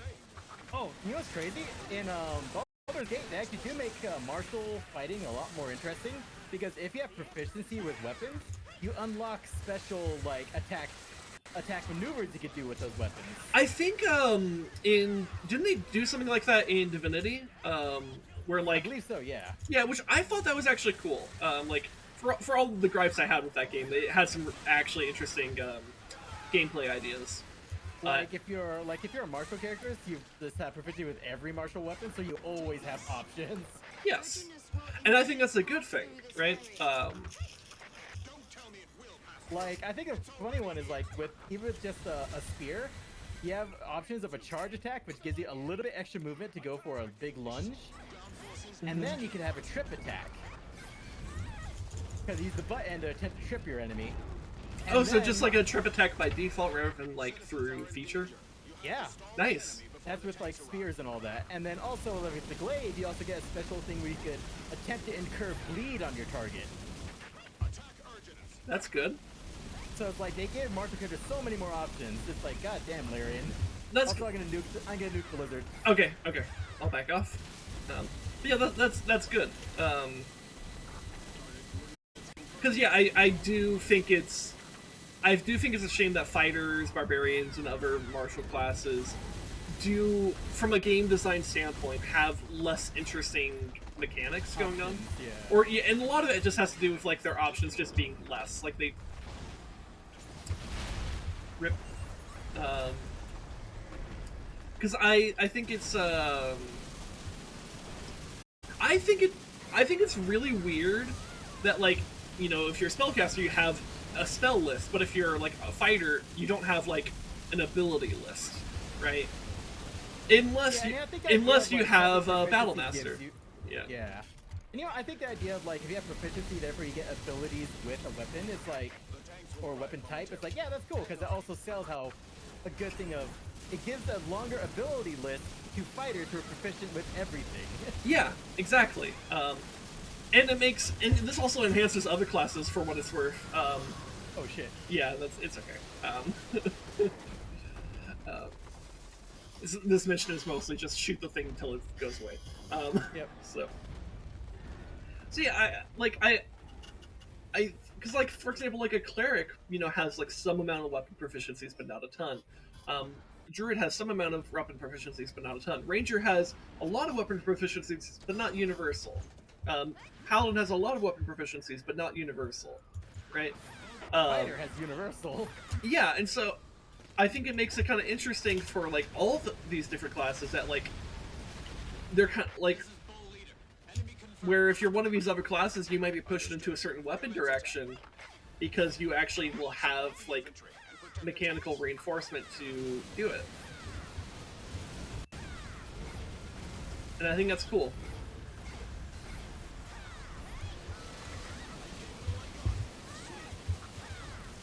I mean, Pathfinder's known for being very, very crunchy, so I'm not surprised they're foggy. Yeah. It's because Pathfinder is basically D&D 3rd edition plus, what was it, 2. That is the basic description I've heard from. I do think it'd be kind of fun for us to try like Pathfinder 2e at some point. I mean, I do have the book. I do own the source book. We should do that. Of course, we also have a bunch of other campaigns that we just have lying around at this point. Also, but, you know. I'm drafting like a skeleton of like a plot, but I really want to actually DM a story for a game for on stream, and I know Rue's interested in playing. He's a pretty good DM, but I think to quote him, he's like, he just doesn't have, like, in his current, like, the way his life is right now, he couldn't put enough time to DM. That's totally fair and valid. I mean, you have, so he's like, if you ever want you have an airstrike that keeps on hitting me. I know. I think it's because the best place to target, unfortunately, is also the best place for you to stand. I know. Well, it's weird though, because it's not like it's like what the big like howitzer cannon or whatever. It's like one of those like kind of scatter shot things. Bullets. I'm more amazed how often I've gotten hit. Right. That's the more. I'm more surprised at the RNG of it than I am like I'm not calling you out. Like it's. I mean, hell, usually you can just fly right through those and you'll be fine. Yeah, that's why I'm like wow, it's actually surprising how much this has affected me, because normally I fly right through and I don't care. Because I'm a small enough target, I don't typically get hit. I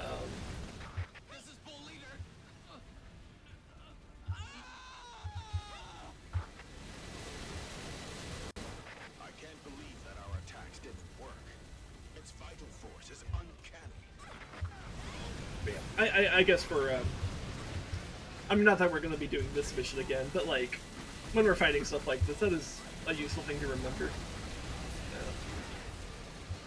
Though probably in future fights with stuff like this, that might not even come up, because like late in the game when we're fighting a bunch of Rezdog and I, like I might be on one and you would be targeting a different one, right? Yeah, and also the thing is though, usually when it comes to Erg and I, I'll usually have the nuke available, and the nuke is always an answer. It's just like, yeah, and also with those missions, there's enough targets where you can get the nuke back reliably. Yeah, so it's like, yeah. The reason this is a problem is because there's just no targets. Yeah.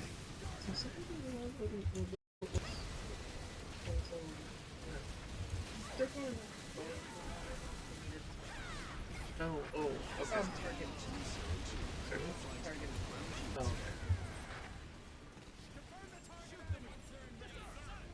Wasn't the captain a little bit cheaper at Target? Yeah, but I need some other stuff for myself. So we put spell. Okay.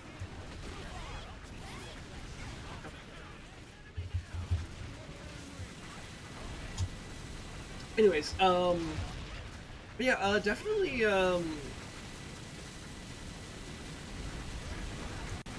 I would definitely want to hear more about that. You should talk to me about this, idea you have for, like, a campaign you might do on stream. Support the infantry and start individual attack on the enemy. Because I'd be willing to help out, and I would be willing to also participate. The enemy is tough. Yep. Be careful. And I'm thinking other players are like, I know, Ocelot has actually expressed interest in doing tabletop RPGs. Yeah, I remember like a year or so ago, I was like it was like 3 in the morning or some shit, and I was just like in like the Discord's like general chat, and he like popped in. And I don't even know how I got talking about D&D or whatever, but I just like was talking about it or something. And he expressed that same interest to me as well. So like, yeah, I think that would be a thing I would be willing to do.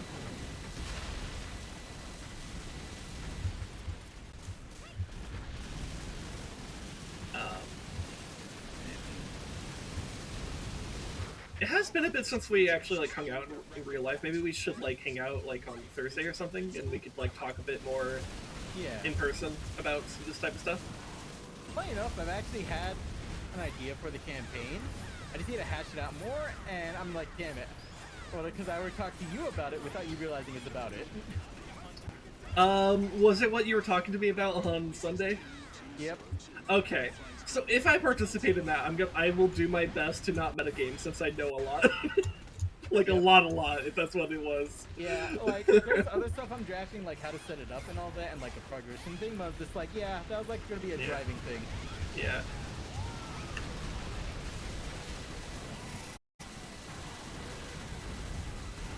And also, it doesn't help that I'm the person of where spoilers don't ruin things for me. I'm the person where spoilers make me wonder, how did we get there in the first place? Yeah, well, and I'm like a little bit of a mix of that, where like I do generally like try to avoid spoilers. You know, like I've been trying to do for Tears of the Kingdom, for example.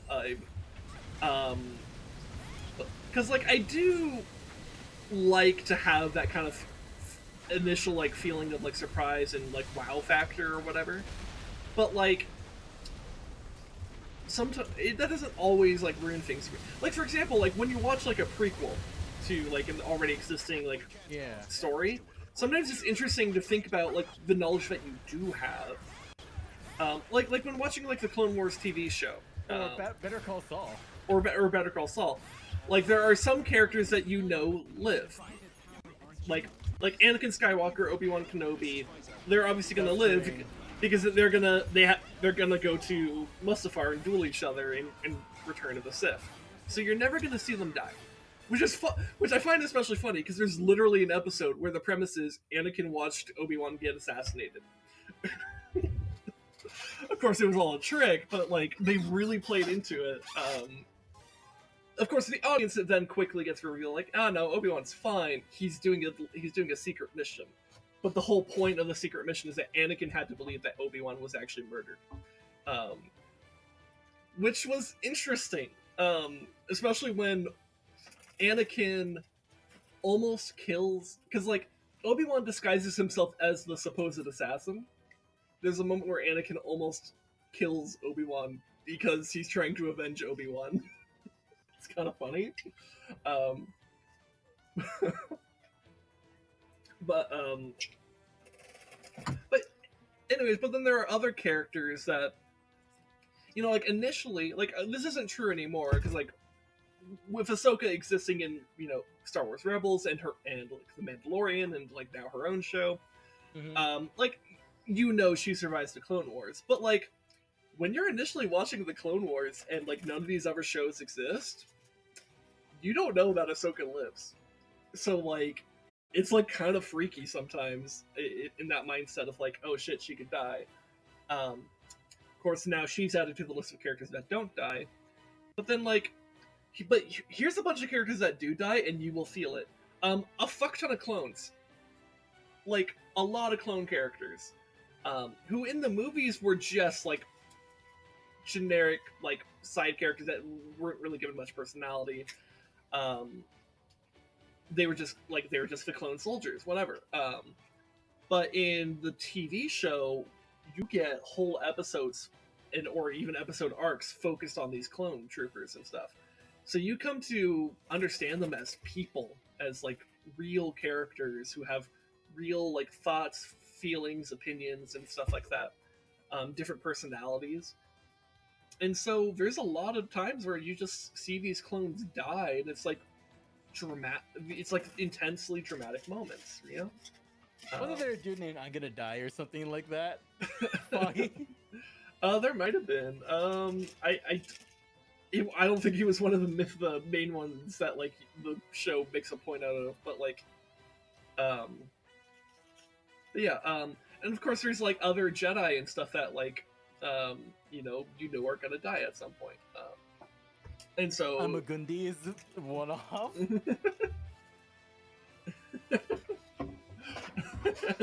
I'm not gonna die. Yeah, that's funny. Yeah, I don't know. It's just like I think it's one of those things that's kind of interesting to think about. And you also mentioned Better Call Saul. You know, there's a lot of characters in that show that like are in Breaking Bad. There's some that aren't. So you know, there's this very real risk that like they could be murdered. And so when watching it, there's this actual tension about it.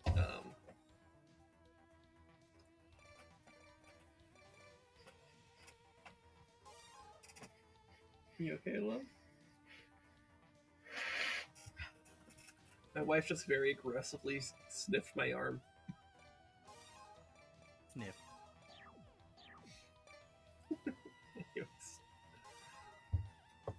But anyways, so I guess, if I were to be a participant in this campaign, since you were talking to me about the premise and I was like helping you come up with ideas for that without realizing it,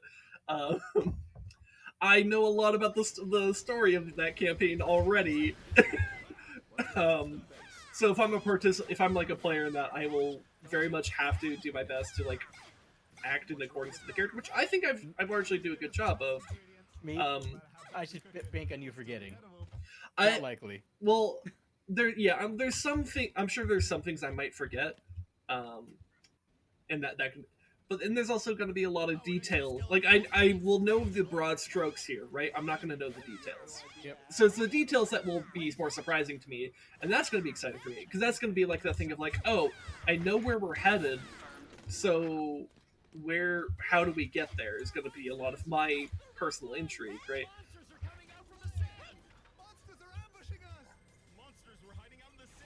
And as someone who does like to DM myself and stuff, like I do kind of like knowing what's gonna happen, or I guess technically what's really likely to happen, and then seeing player reaction, right? Yep.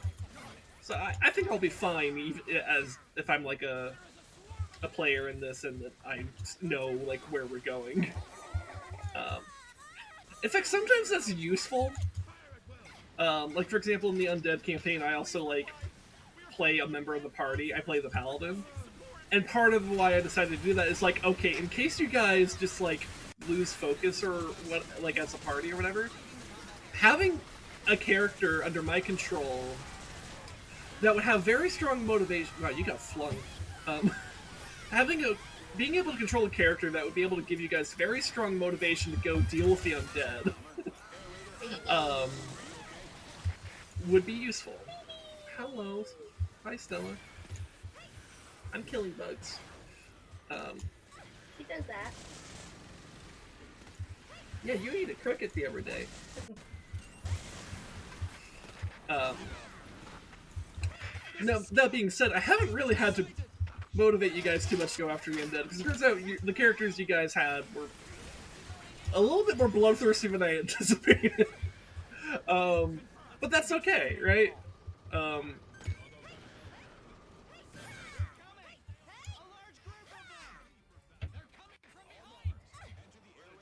It was just more of like this like precautionary thing that I had like in case like you guys like got like distracted or whatever, that I could kind of like pull you in the right direction, not like force you or anything, just like more of, yeah, it's more of like this like nudge that like it's more to like avoid like RPG stun lock where like the players like don't know what to do or like don't understand the clues before them, or like or are just like arguing amongst themselves too long about something, about like where to go, what to do, blah blah blah blah blah. Having a this paladin that'd be like, it's simple, we kill the undead. Though of course I've played with that idea too, where it's like, okay, the initial idea of this character would be like, okay, it's simple, we go kill the undead. And then now I've like, over the course of the campaign, it's like, okay, but is that actually the correct thing all the time? Because I've explored the idea that sometimes the undead you might encounter might not actually be all that evil. But he has this like dogma. He has this dogmatic view because he's a paladin, and he's had to like kind of have these moral conflictions about that. To be fair, it's these tiny moments. The main story is still like fight the undead, and the end of the campaign is still going to be like fight the undead. We're not having major philosophical changes here. It's more like little breadcrumbs of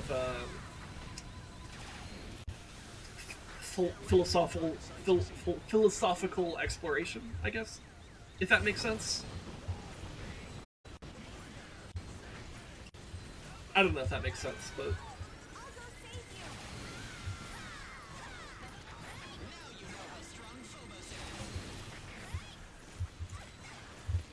again, I haven't needed to really pull you guys too much because you guys kind of got the memo pretty quickly.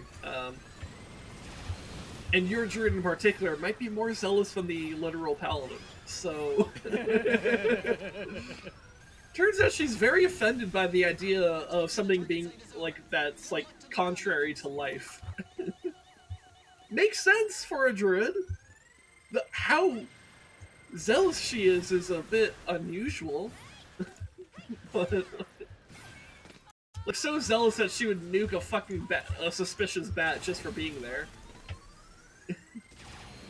And look, she was right. Enjoy your class. Either Plug. You see, Plug, I'm just a cleric of the military-industrial complex. Yeah.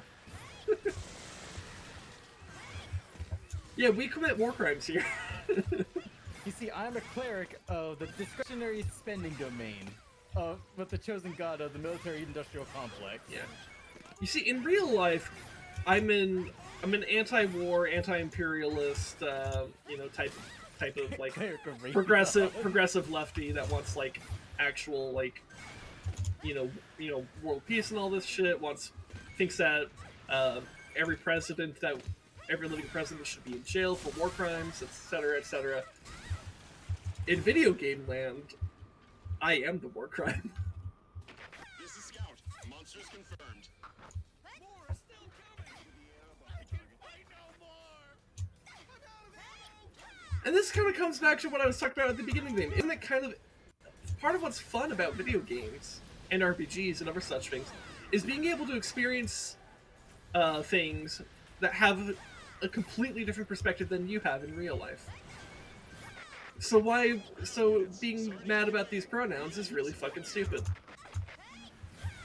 It's all full circle. Just as Dark Brandon desires of us. Dark Brandon. All hail Dark Brandon.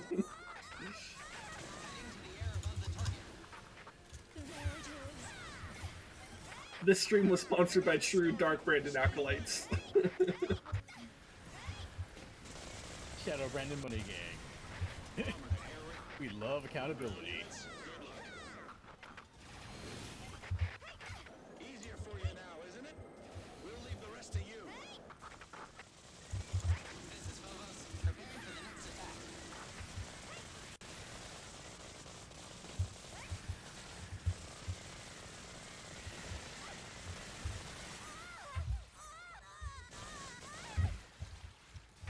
The war with the primers is far from over. Although EDF is able to stand against the enemies, the situation is becoming more overwhelming. We have the upper hand, but the situation has become stagnant. It is now a competition of patience, and the one who persists till the end will win. But there is Man, Battletech looking a bit we have different. prepared a trump card for this kind of situation, namely our 3 submarine carriers. The 3 carriers I still laugh were that it's immediately Epimetheus that dispatched after the war survives. began. Yeah. We are waiting patiently I- over sea.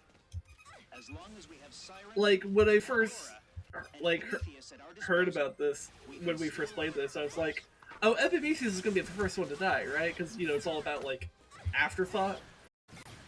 And it's like, no, it's the one that survives. You see, it's because it's the ship of hindsight, because the other fuckers died first. Maybe that's the joke they were going for. I don't know. With bring back snow, I just spam max because we kill so many things at once. Yeah, no, I have a jetpack. I'm a jetpack uwu kawaii girl. Sin is playing as a class that funds the EDF through waifu pillow sales.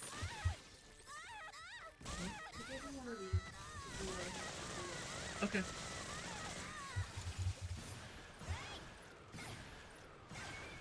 Also, we're playing on the max difficulty.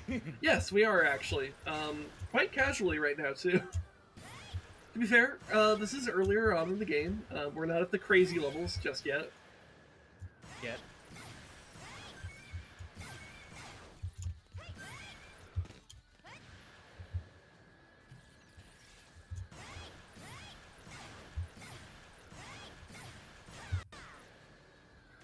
Yeah.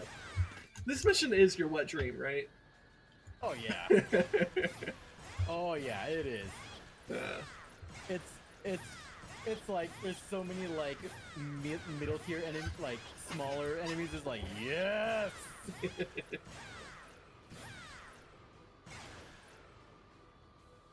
pretty good for collection too, because it's so many enemies. Hi there, kitty.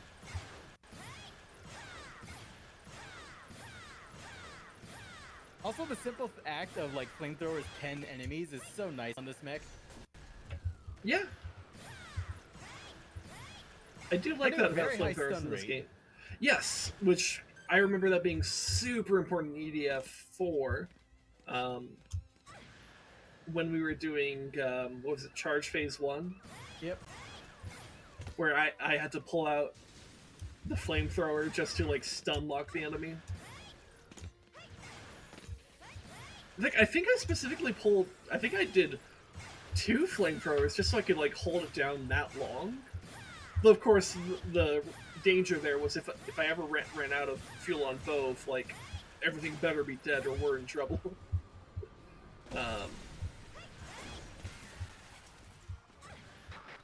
Also, you know, I still laugh about the the trailers for EDF 6 where it's like, what was it? Ranger. I am was it normal every soldier? What was it? Wing diver. Waifu. What was it? Freaking fencer. I'm big. I'm the tough guy. Air raider. Literal was it? Air raider is shown as a fucking Giga Chad. It's kind of true. I mean, when you have the spell Conjure Lockheed Martin, like, yeah, that's pretty good. Surprise attack at night. Okay.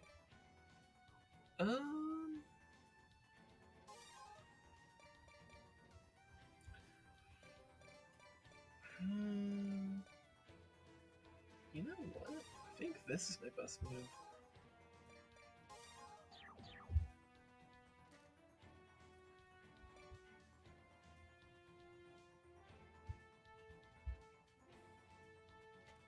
I'm doing my part, the waifu, Ordnance Domain Cleric, gun, and I can smell your fear. I can smell you. I can smell you.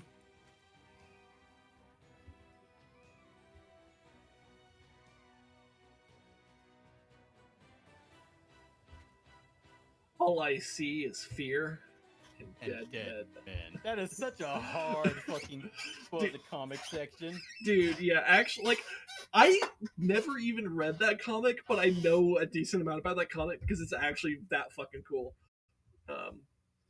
Like, Darth Vader is so goddamn hard in that. Yeah. Only we, the Spriggan, can complete this mission. The enemy didn't see us. Get close and take them out at once. Yes, sir! Show those monsters what Ooh, I think I got a twofer. Yes, sir! Nice. Don't slow us down. Can't believe they sent a newbie to support the Spriggan. The newbies, us literally the most competent group in the entire EDF. Hey, Rez, I decapitated all the frogs. It's over. Of course. I'm blessed by the goddess of victory. I am a brilliant technician. There you go.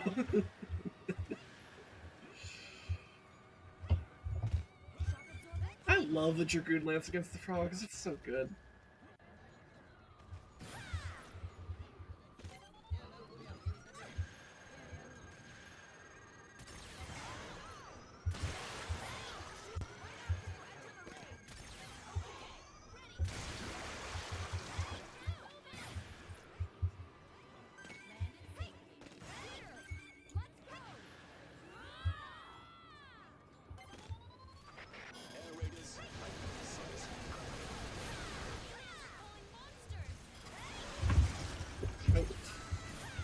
Stella, please don't mess with the computer wires.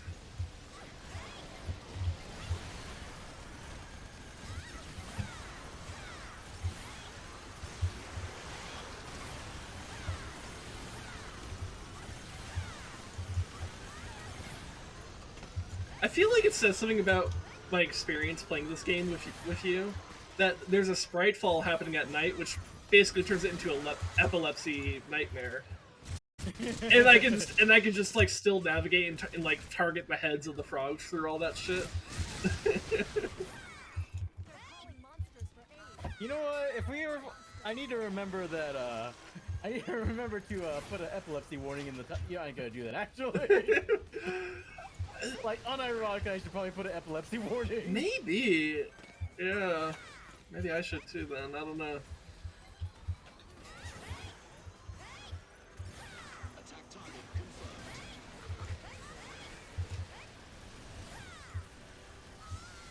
Ah. Looks like one of them hit me. Rip. Also, I'm in a bit of an awkward spot. Can you destroy the thing I'm on?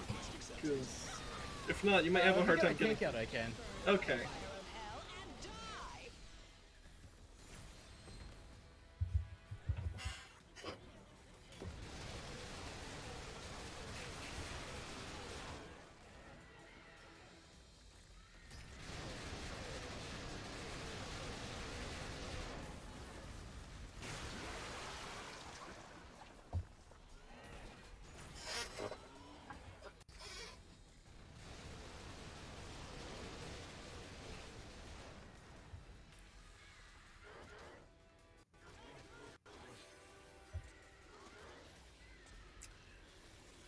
My cat's being a gremlin, but she's also doing it off camera.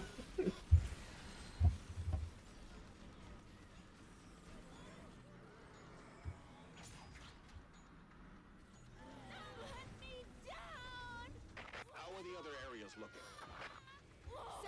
The war is getting out of hand, but we are still hanging on. The performance of the 3 submarine carriers have exceeded everyone's expectation. They are from outer space, after all. It's unlikely they brought submarines with them. Thank you. Now they need to take time to set up base, since the submarine carriers are causing them trouble. We need to take advantage of this opportunity. I understand. Leave it to us. We will try to weaken their forces. Also, realize they're called submarine carriers? How big are these fucking things? I forgot. I know they give a measurement later, but I just forgot. I seem to recall them saying that they were like a kilometer long, which is pretty big. Almost some Warhammer 40k shit. Yeah. And Well, then I think that's roughly like the size of like a like standard like battlecruiser in StarCraft, and not even like the big ones, just like yeah, you know, just like your normal like fucking battlecruisers. Or were those a mile? Those might have been a mile actually, which actually makes them insanely big. Yeah, and you know what? A mile does sound like, because StarCraft likes to use America units. Yeah, that's why I was like thinking about it, because I like had it in my brain like, oh yeah, it was like 1 kilometer, but like wait, but it uses America powers. Like maybe it was a mile, in which case, oh my god, those things are actually huge. Which like, yeah, they're supposed to be. Especially the larger battlecruisers in StarCraft are basically supposed to be like, kind of like mobile cities in a way. Or maybe more like mobile military bases, but like, you know. Which is essentially what a battlecruiser is supposed to be, like, thematically and practically, right? Yep. And hell, IRL, the freaking carrier, freaking super carrier. Yeah.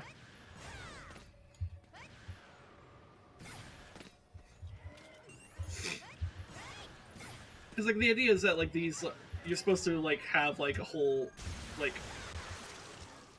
army basically lives on the battlecruiser is the idea, right?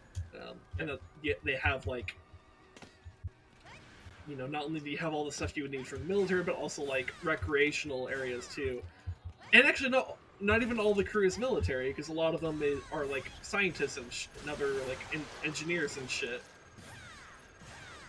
Which isn't strictly military. They're part of the military-industrial complex. Yeah. Now they are effectively part of military because they're on a warship, but like their role isn't strictly military. It's more military support, right?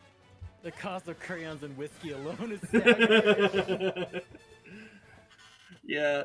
Remember Oh my that? God, Remember you that one? remind me of- Remember that one You just- scene in Wings of Liberty where Tychus and Jimmy get into a crayon eating contest? That was weird.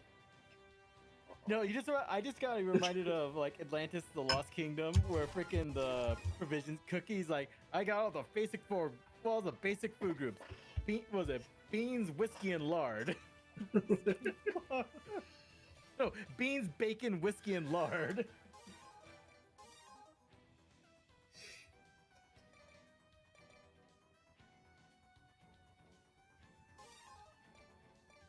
How precise is this? Decimal plus? Okay.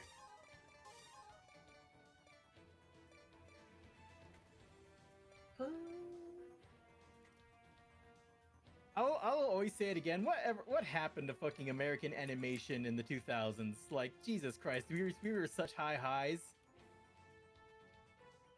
And then it all went to hell. I mean, basically, it's just kind of how much. Well, there's a lot of factors, but like, it amounts to like how much are people caring about the art versus like the profit. Yep. That's the basic narrative.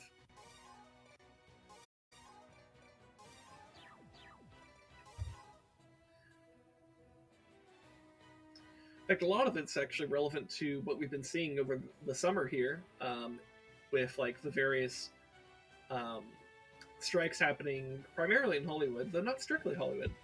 Yep. Yeah, Flugbear's on the same page as me. There's a The little thing WGA called the strike. WGA strike. Yep, I support because I know how to speak. Let me retry that. I support pretty much every type of union that exists except for police unions. I gave him my cat bongos. Nice. I'm patting them. I'm bongoing Kitty. He's purring and he's liking it, but he's also confused by it. Well, like basically every like degradation of like workers' rights and wages and stuff like that has like almost directly correlated with a decrease in union membership across the country. Unionization is something that we need to be seeing everywhere. Like I want to see it in like every fucking industry, because that's just the way you actually get better wages, better benefits, you know, better time off and stuff like that. Hell, I keep saying, like, I keep joking about it, but also I'm like serious about it at work. I'm like, hey, we should unionize.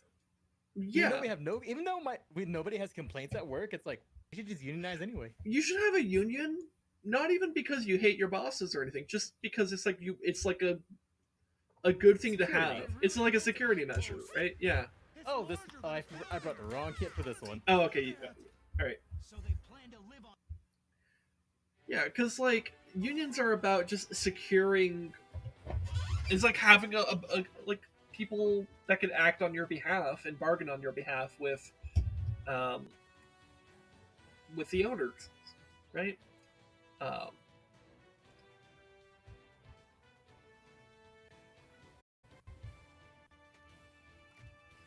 Unions are on the uptick right now, especially among the minority communities. Yes, and this is good actually.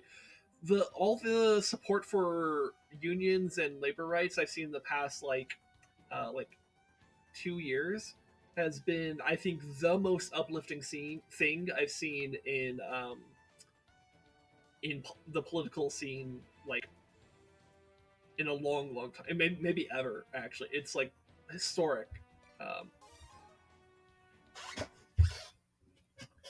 It's an uphill battle still, so the optimism's not through the roof or anything, but it's like, but it's a very genuine optimism I have, seeing that there's this broad support for labor rights, Really built an outpost. and that there's increasing efforts to actually unionize and go on strike. Like, this collective action is what we need. Drones are defending the base. If this game is anything like 2025, the only kit you need as a ranger is a rocket launcher. Unfortunately, they did a balanced pass on everything since that game. Because I remember also the freaking air raider used to be the mobile railgun class. Because the mobile railgun was fucking broken in 2025.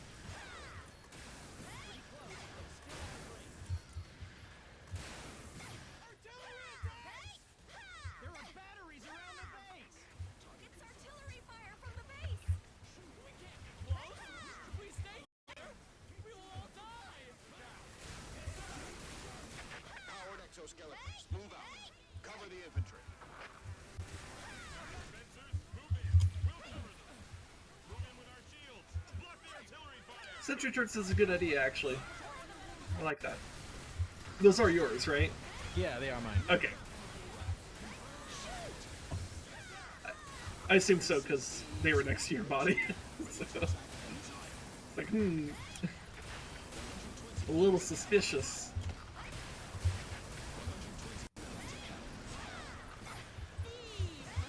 Beam!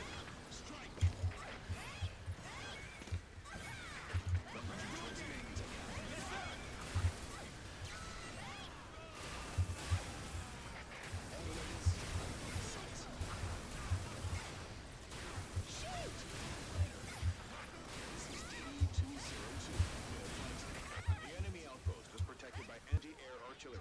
We can only approach them from the ground. Head toward the alien outpost.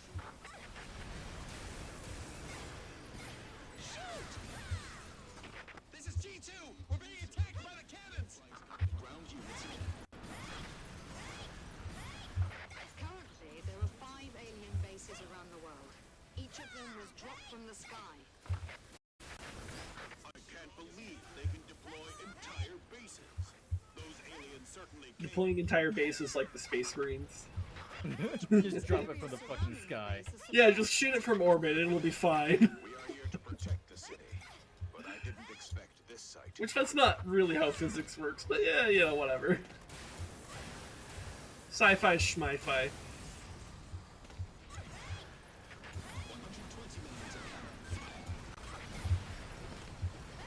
Damn it, stop flying over here! In fact, actually, if they were being realistic, dropping a base from orbit would actually be like... I cast Summon Meteor. Yep. Because, like, that's what it would be. It'd be effectively calling down a meteor strike. Help, help, help.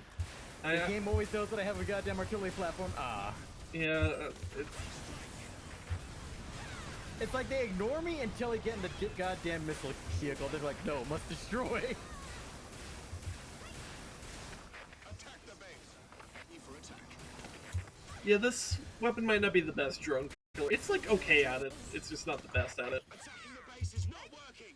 Our attack on the base was ineffective! The airstrike didn't seem to work either. Anyways, how far can I go with this? Pretty far.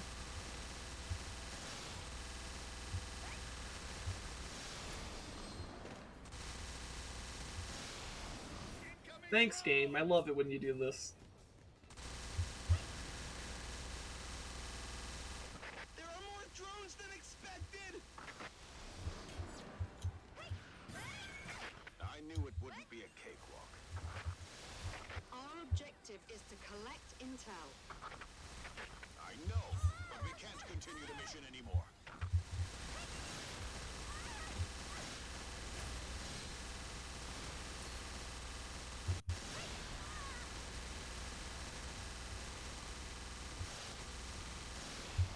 You know, I brought this bolt shooter to be like a sniper, but honestly, it might be better as like just like a machine gun because it's basically a Sentry gun machine. go brrrr. Yeah.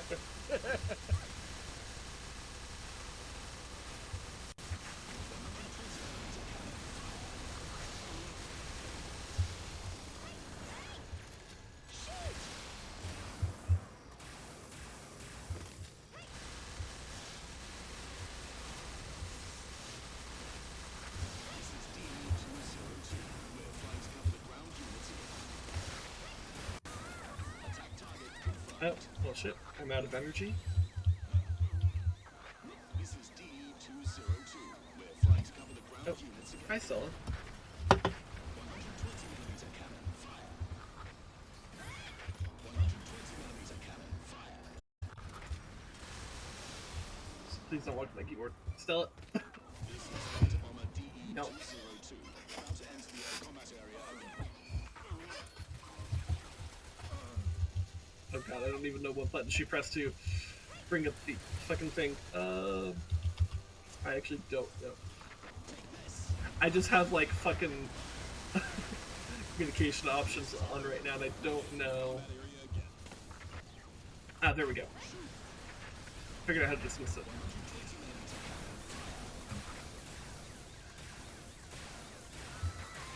When you're gaming with cats, you have an increased difficulty.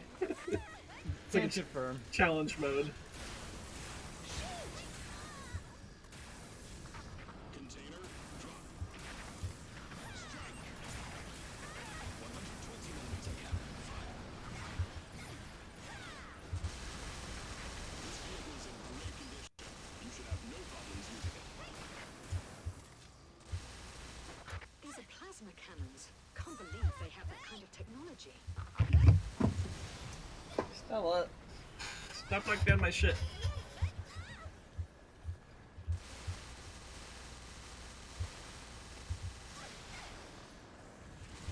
The artillery fire is too strong. Oh my god, Stella. Can't take it anymore.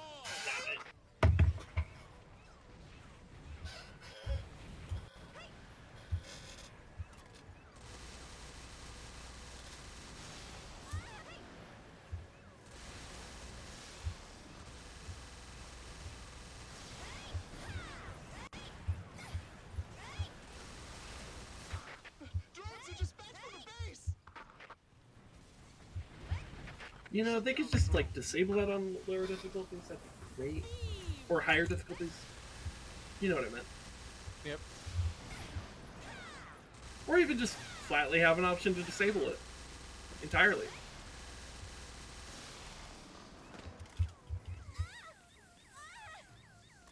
Aliens are TC dropping.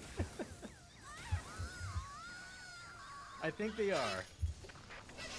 Also, game Des. I like it if the missile freaking vehicle was not made of literal paper mache. Yeah. Here, I can bring better weapons than what I have, so. See, do I have like a twin lance? Oh no, the twin lance is like barely like not unlocked at this level.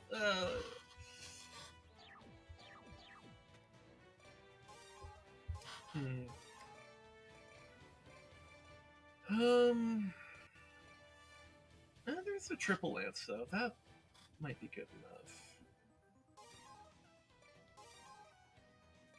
And then like.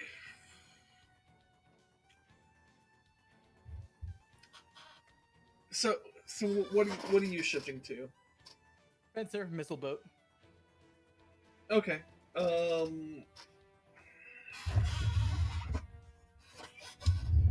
So I should probably still have a sniper then.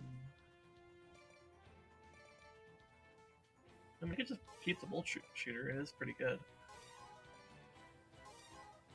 Okay, yeah, I could just try this.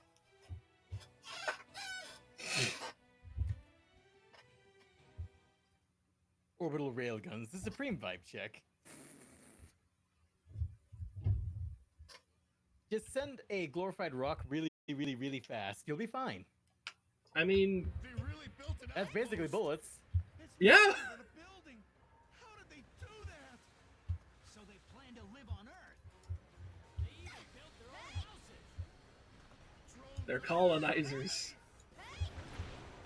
Planes can't which The enemy's makes it, counter-air systems. which does make sense with the whole reservation line later in the game. We have to take out those Hating drones colonizers makes you before we xenophobic? protect the base. Hell yeah. Attack the drones.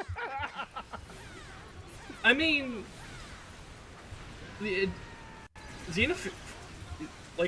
the rhetoric of like fascists when it comes to xenophobia is kind of meant to paint that picture. Now, when it's coming from fascists, it's a false picture. But you know, this whole idea of like defend the motherland from like the invaders, like yeah, that's kind of the fascist line. With our shields. Block the artillery fire.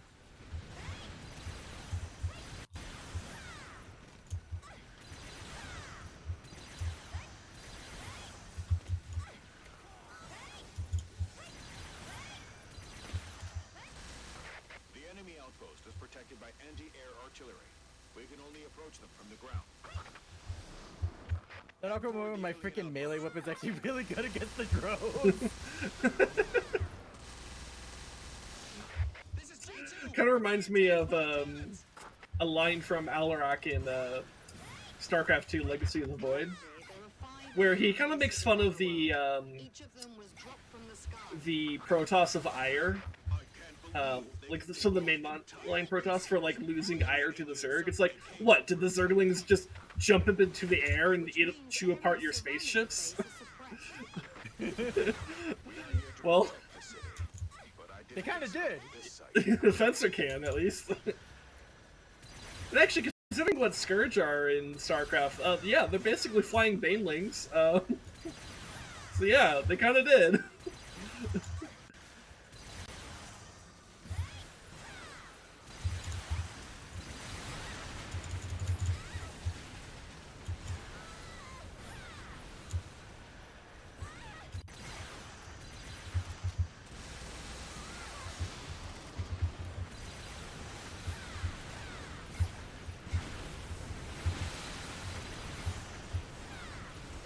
Attack the base.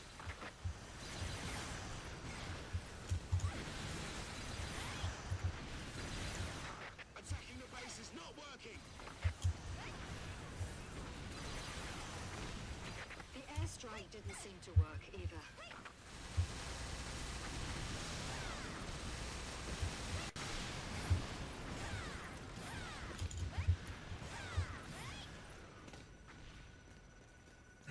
We're actually fighting far enough away from them that I actually couldn't even see the drones coming out. It was beyond my render distance. I knew it wouldn't be a cakewalk. Our objective is to collect intel. I know, but we can't continue the mission anymore. When the whole purpose of the mission is just to, like, write down some notes. This is a recon mission, guys. Pretty aggressive, pretty hot for a recon mission. Of course, the Fencer is here.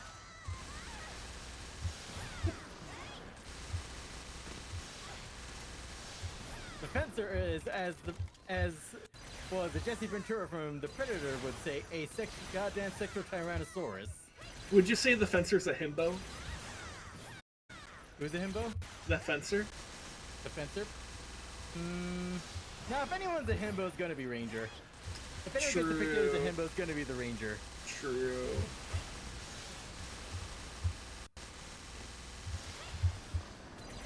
But hey, you know what? You can always count on the Ranger. Yep. You can always rely on your local himbo.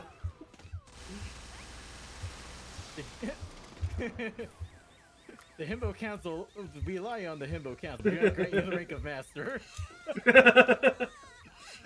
Master Himbo, what are we going to do? There are too many of them. Hold on, let me redo that. Master Himbo, there are too many of them. What are we going to do?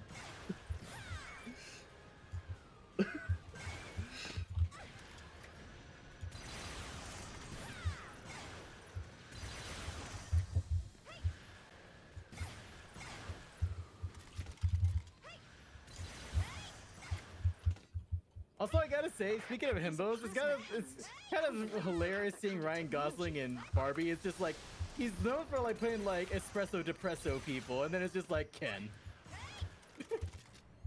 Who's, well, I mean, is that really different? The artillery fire is too strong. You know, true. Because low-key, he kind of is depressed in that movie. Though he becomes very toxic about his about that. I don't know if it's so much depression so much as it is he's lonely.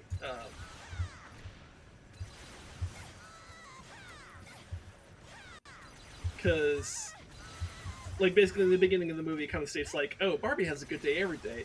Ken only has a good day if Barbie notices him.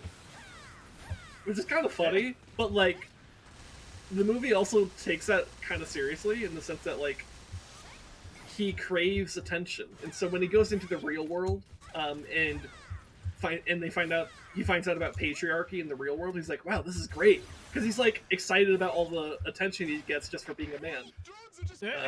Like, literally, that's, like, the actual plot point there. Oh God. Yeah. And he brings patriarchy back to the, to Barbie Land, where, he basically enslaves all the Barbies. It's, What the fuck? yeah, no, it's... Where enslaved might be a bit aggressive a term. Well, I don't know. I guess it depends on who you ask, but like all the Barbies. End of Evangelion, a cruel Barbie pieces. Yeah. But you know what one of the funniest lines is though? Towards the end of the movie, like they dismantle the patriarchy and stuff, right? In Barbie Land, to kind of like restore, what was and stuff. But like one of the things that like Ken says to Barbie towards the end of the movie is like, when I found out patriarchy wasn't about horses, I lost interest anyways. I lost interest anyways. Yeah. It's a good movie. I genuinely recommend it.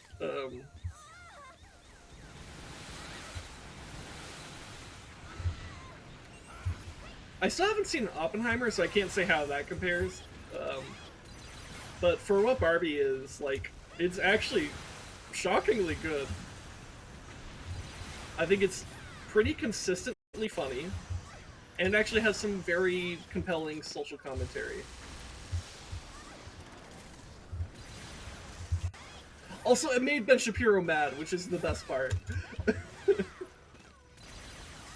If it made Ben Shapiro mad, that means it's good. Imagine getting butthurt over a film if it is moving on. Yeah. Well, I don't know how much we should really be saying that when, like, literally last week we were bitching about the sequel trilogy of Star Wars. You know what? True. Though to be fair, that was in the context of actually explaining why Last Jedi was good, actually. So it was like a mixed bag. All that lost potential. Yeah. So it's not so much whether or not you get mad at a movie, it's about more like why you're mad at the movie.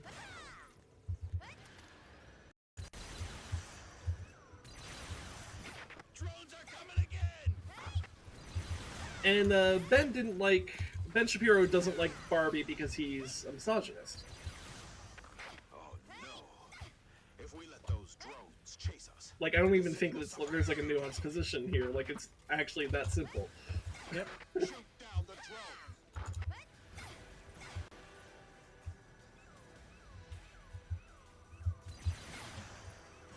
Don't let those drones spread out. Shoot down the drones as you fall back. So I forget, is this one of those missions where we have to actually do enough damage to the fortress, or is it just like No, survive? we got kill drones. Okay. Because, like, we're kind of, like, pushed pretty far back fighting these drones. I have not done any damage to the fortress. I don't know if you have. Oh, I killed a bunch of turrets. Okay. Because, like, normally I do try to make a point of, like, destroying turrets and stuff on the fortress, but, like, I've been actually so focused on the drones. That, like, I haven't really been doing much.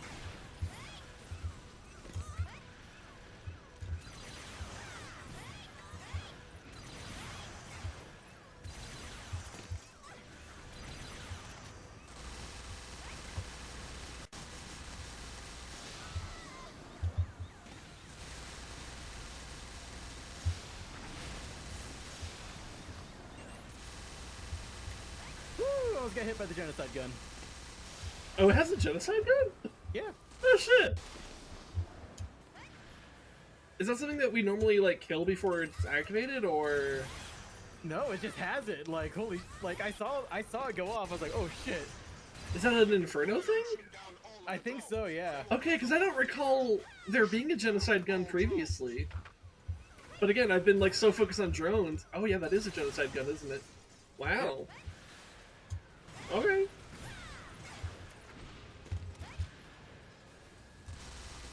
Also, that laser type is so iconic to this series. It's like, oh, look, it's genocide gun. Yeah. Which I don't think that's even what it's called in this game. I think that's just the name it had in EDF 4. But you know what? EDF 4 is the superior game anyways. At least when it comes to like world building and stuff like that. Because the writing, EDF 4 is far superior. Because the mechanics this game is. Yes. Just the way things mechanically work. Yeah. Well, alright, at least with general mechanics. I do think there's some weapons that I think are just better designed in EDF 4.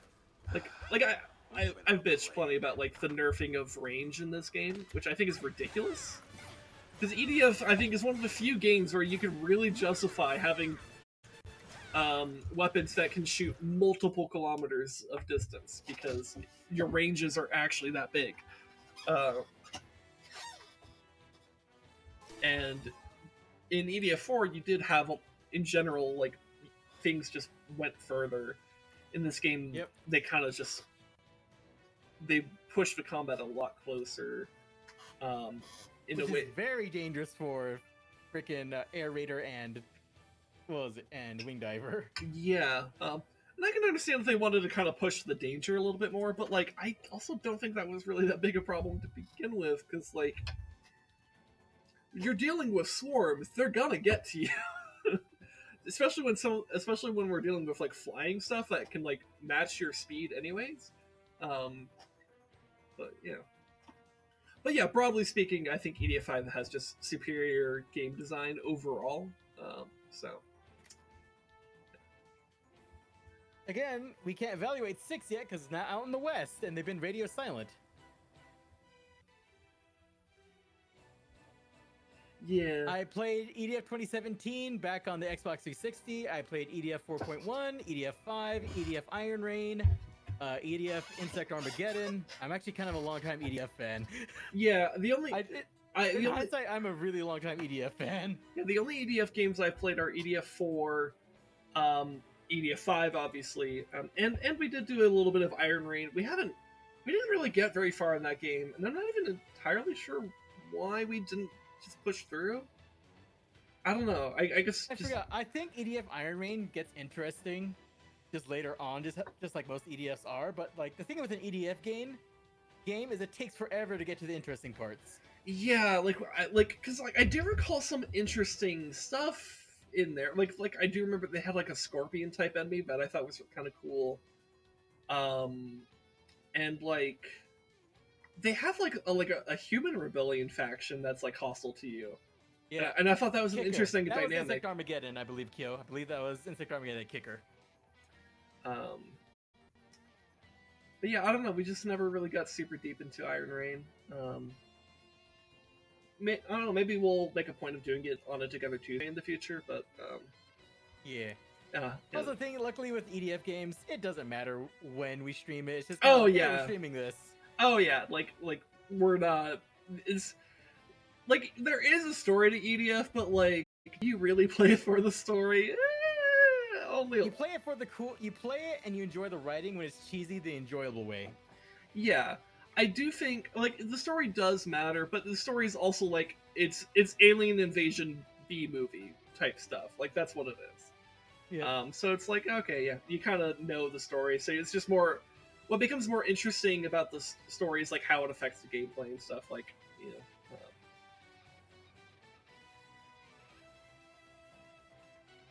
Kicker. I could always count as a rocket coming over my shoulder when I get jumped while reloading. Yep. Also, Insect Armageddon was like one of the American EDFs, and that was an interesting one. Yeah. Here, I kind of need a pee. So I'm gonna call for a break. And then when we come back, we'll do this mission. Okay. Yeah. I'll get some more drink too. Right back. Be right back, everybody. I need to recreate my break screen, damn it. I've just never gotten around to it.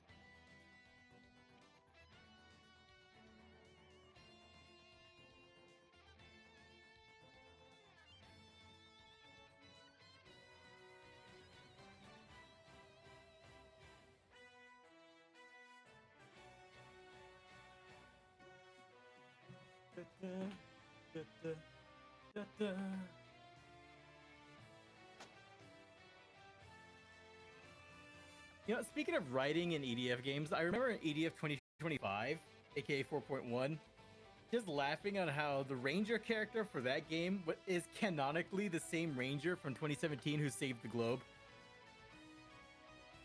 It's like, the legends tell of a legendary soldier who saved the world from the Ravagers. That is 8 years before. Bro, he's literally right there.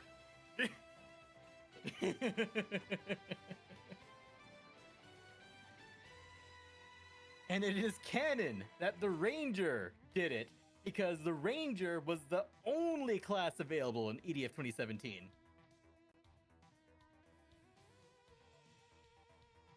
And before that, back on the PS2 era, I believe it was Global Defense Force. Well, as a Global Defense Force, there was actually another class you could play as either the Ranger or the Wing Diver. Or rather, back then it was called the Pale Wing. The Scientist guy in 2024.1. Scientist guy, whatever. I will say though, in this one, in EDF 5, it's the same voice actor, and he's now like the commander. I'm like, he does a lot better. Like, I like his voice for the commander in this game.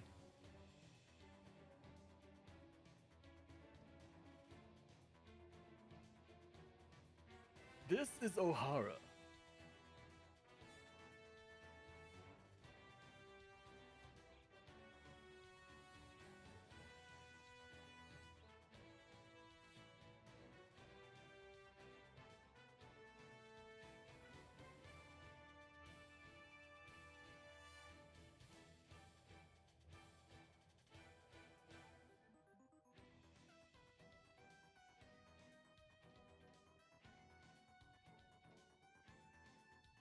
God, this new species retarded. Yes.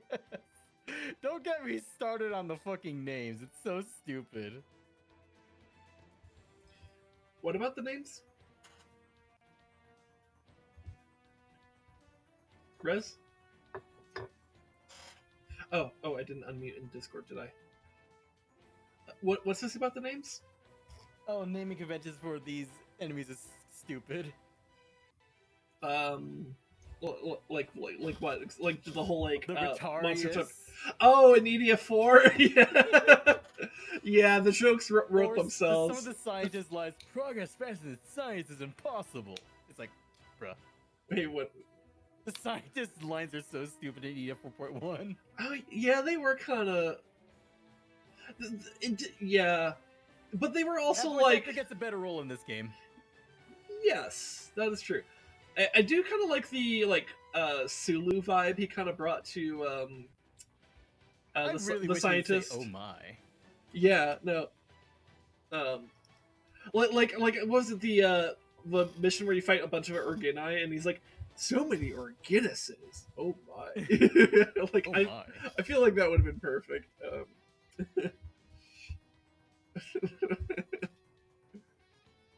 And then in this game, they're like, hey, we're gonna call them Urginus now because fuck you. And before EDF 6, they changed their Urginus. Urginus. You hit me right in the Urginus. I'm gonna destroy that Urginus.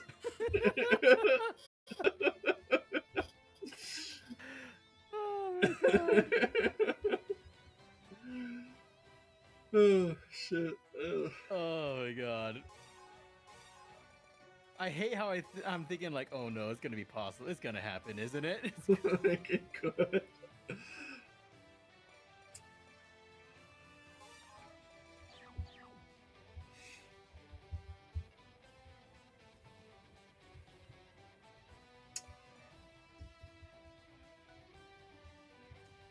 Oh, wait, I think I know what mission this is. Okay, so... It's actually probably best for me to do this. Ooh, my new Magma Blaster is available. Yay.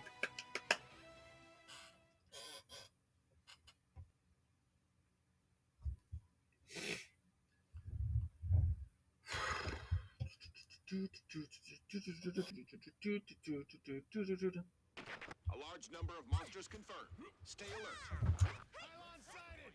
Yeah. Destroy the pylons. Let's go. Pylons confirmed. You know what? I'm gonna do what's called a pro gamer move. I'm gonna let you do the beginning of the mission. Contact. I'm gonna go to the end of the mission. That sound like a good plan? Yep. Now this will be a good idea, as long as I don't die.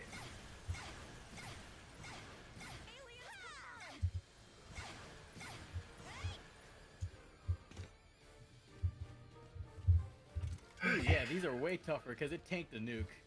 Well, okay.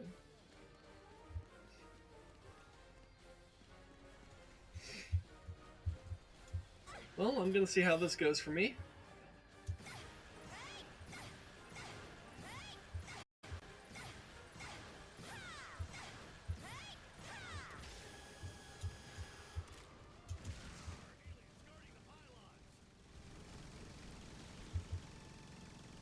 They are tougher than they usually are.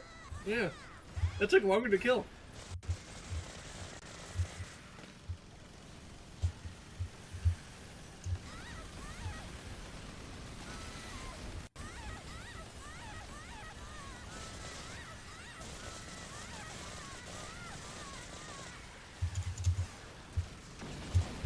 Okay, that's 2 down.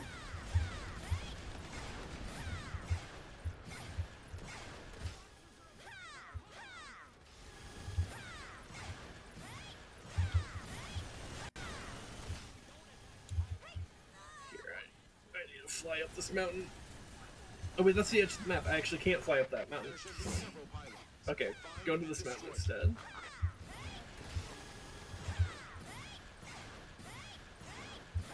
Those pylons will be called teleportation anchors. Their weak spot is the glowing device on the top. If we only attack the top part, we can destroy them with infantry firearms. Okay.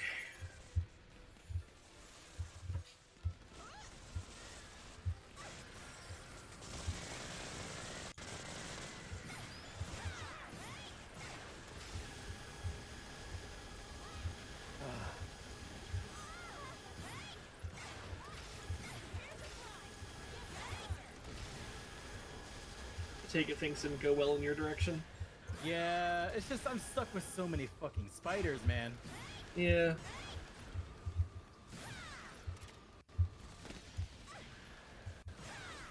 Here, maybe I can retreat to you. God, spiders are the worst at high difficulties. Oh yeah, no, they're like the true glass cannons in this game. Not even glass can, especially when they start spamming the silvers at you. The silvers are kind of dumb. The normal ones are still pretty fragile, actually. I think they're even more fragile than the gray ants, or at least they're comparatively fragile. But the damage they do, like for air raiders, there's basically 0 point error to bring any vehicle that's slow or big. Yeah, it can be pretty devastating.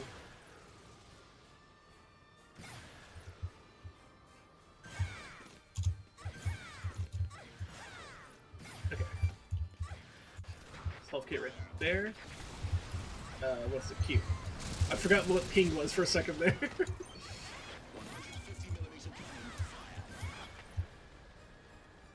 But yeah, I did bring my own party here, so just fair warning.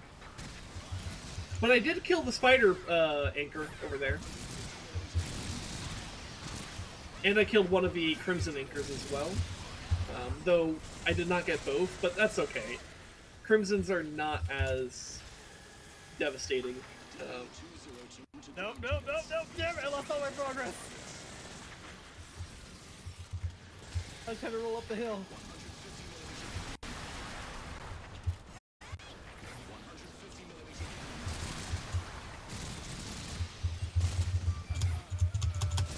Wow. I just died instantly. Yeah, I heard that. Okay. All right, so I'm we gonna should. bring a different kit. Yeah, no, that's fine. Maybe I'll actually just push with you instead of doing the bold move. So they just should call them aliens in this game? Yes, they do. Well, Yeah. actually, no, they're called primers, but they rarely ever say primers. Well, so yeah, the faction is called Primers. They call so in like voice lines, they usually refer to them as aliens. Sometimes they'll refer to them as bugs in voice lines. In the text, like you'll see here, like it says in the center, like Mountain of Wedges, lots of monsters are found in the mountain. Anytime they say monsters, they mean giant insects. And I think they will, when they say aliens, I think they mean like the humanoid aliens and stuff. Or I think they'll say, if they just say aliens, I think it means the frogs. If they say armored alien, it means the actual, like, well, armored aliens.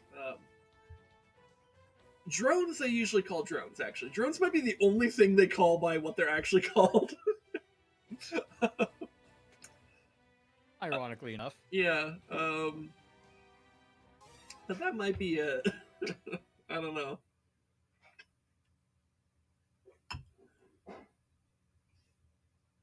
Also, you know what's something I like about this game series?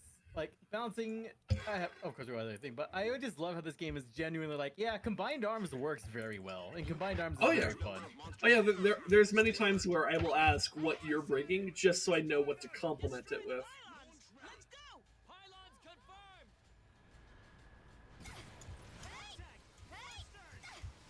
Alright, so I'm gonna head towards this one.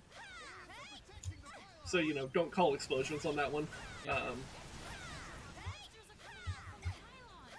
And then after I kill this one, I will finish off the other one, assuming it's still left standing. Which it's not. Alright, good. Then I'll just take care of this one. You focus on the spiders.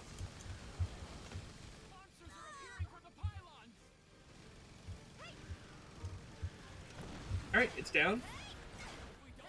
Yep, just evac towards us. There should be several pylons. Find and destroy them.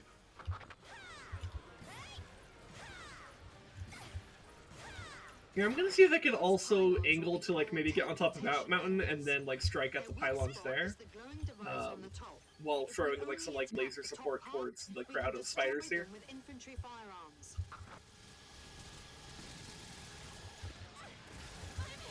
God, that is a lot of... Yeah, this first one I think was all spider spawners too.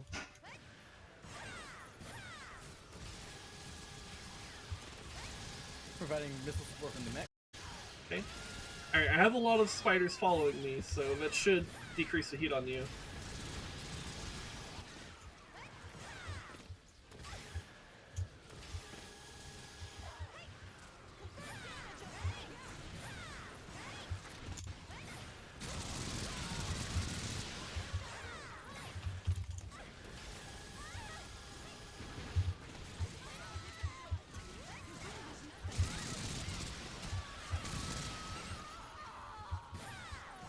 Oh yeah, that's right. This mech is really not that maneuverable.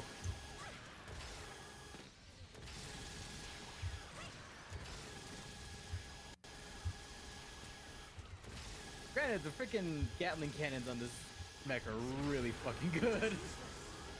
The rotary cannons, I find that any vehicle that has rotary cannons in this game is just really goddamn good. Okay.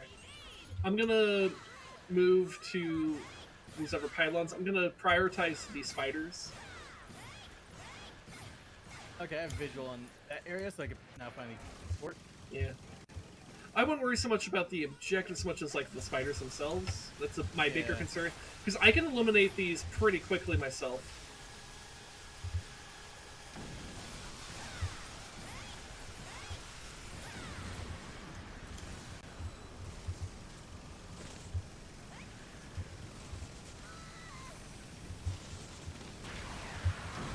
Alright, pylons down. Just sending missiles to your general area.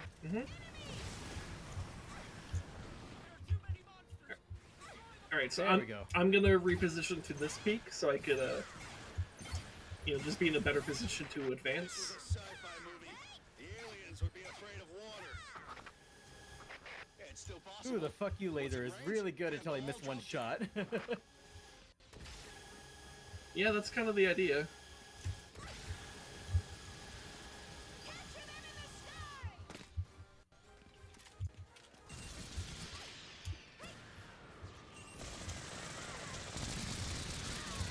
God, the rotary cannons are so good. Oh, God, that hurt.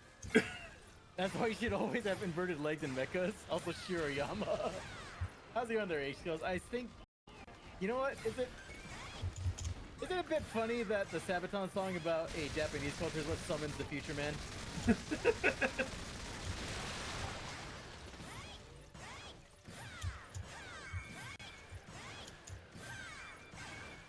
Are you still feeling I side? would say. So age kills. Are you still feeling sideways?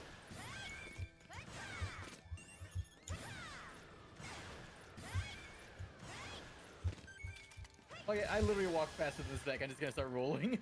Okay. Oh man. I literally roll faster than that damn thing. Yeah, you know. Also, what's with Japanese games and rolling being really strong? I know, right? Okay, so the best way for me to Is advance- rolling your favorite pastime? We don't know. Woke up with a throat ache, so now I'm just upside down. Oh no. Well, that confirms that Aisho is not a Kappa because Kappas would not want to be upside down.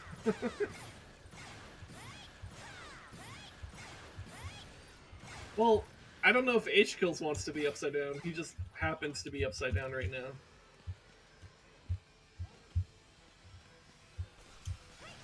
Okay. I'm moving towards the spider spawner. Okay.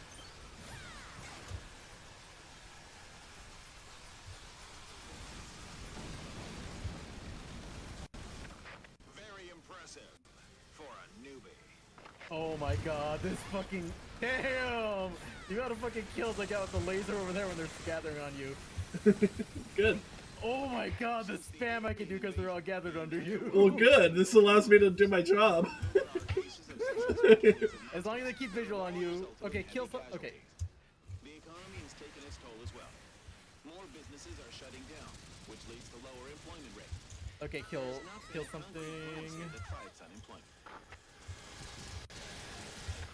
Very nice. Super newbie. Oh shit. It's okay. Okay. There we go. Just as long as I have visual on the enemies around you, we'll be fine. God damn, this is fucking cutting through them.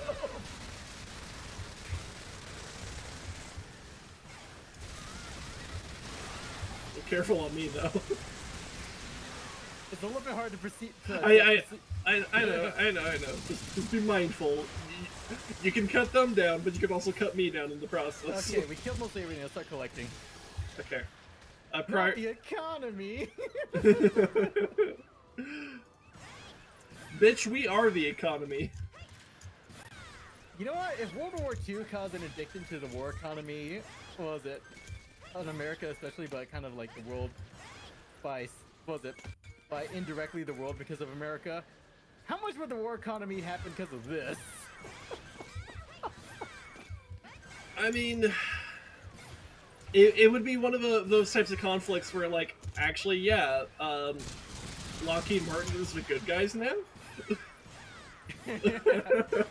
House Raytheon sends their regards. You ever see a beetle upside down? They're miserable. Yeah. The war economy, Jack, and the memes. I have a headache all day, so I head off and rest my eyes. Okay, Kyo, go get rest. Take care of oneself. Mm-hmm.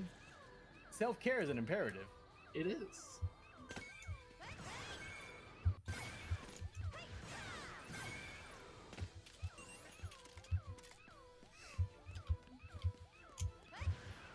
Okay, Kyo, if you're back, you're back. Take care. Mm-hmm. You know what, considering how aggressively a stream you brought this up on Sunday too, I was like, damn, I'm so glad my con score is kind of high. Yeah. Well, I don't think it's just a construct, because it's like a mixture of like your actual ability to like have the physical energy, but also there's an emotional energy. Like for me, I think what's crippling to me is not so much like the physique, though obviously I could be more physically fit, but like it's an emotional thing for me. Like I want it's weird because like I want to do more in terms of content creation, but there's like an actual like The spirit is willing, but the body is spongy and bruised. a little bit. 'Cause it's like the emotional energy it takes to like stream and, you know, edit thumbnails and stuff together for YouTube and blah blah blah blah blah blah. And also like just maintain like, you know, connection to the community and like other stuff like that. Like there's a lot of social energy in that, right? And you know, I'm more introverted than I am extroverted, so that does actually just take a toll on me. Not that I hate it, like I actually love it, right? I want to do more. That's like the thing that kind of sucks. Is that I want to do more, but I'm at this current point I'm not capable of it. Also, let's be real, it's not just the fact that I'm like more introverted, it's also I have mental illness that needs to be treated, and that just takes And unfortunately, time. I live in the backwater country known as America. Yeah, so that's not just well, and even a lot of like developed countries, healthcare isn't a given, or mental healthcare isn't necessarily a given. Physical healthcare is, but like not all universal healthcare systems actually include mental health, which I think they should. Healthcare is a literal first world problem. Well, effective, but you know what I mean. It's a Yeah, problem. I mean, yeah, it's just a problem. It's a life and death problem, which means it's an everyone problem. But yes, like if you're a third world nation, you do have to like think more. You do have to be a lot more selective about who is allowed to have like healthcare, and it usually defaults to like the rich people who suck up to the local dictator or whoever did or basically whoever like. I mean, that's broad generalization. That's like it gets a little bit fucky there, but finally I unlocked the level appropriate nuke. well, you know, when we're looking at the developed world, when we're looking at the wealthiest country in the world, the United States of America, it's Is it bad that I giggle quite a bit when I saw bulge laser? No, I giggle too. I'm just used to it. I'm just used to it. Yeah. I'm used to dealing with this game's bulge. Yeah. Yeah, Rez is a known bulge lover. Yes. Insert very homoerotic comment here. This is why Rezdog and I are friends. Who doesn't really? I know, right? Hate the film. Yeah. Oh God, I'm trying to remember what mission this was.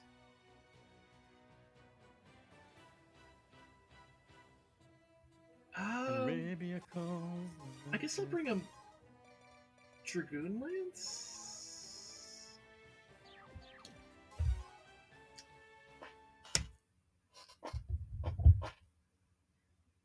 God, I wish I could remember what was in each of these missions a little bit better. It's so hard to remember.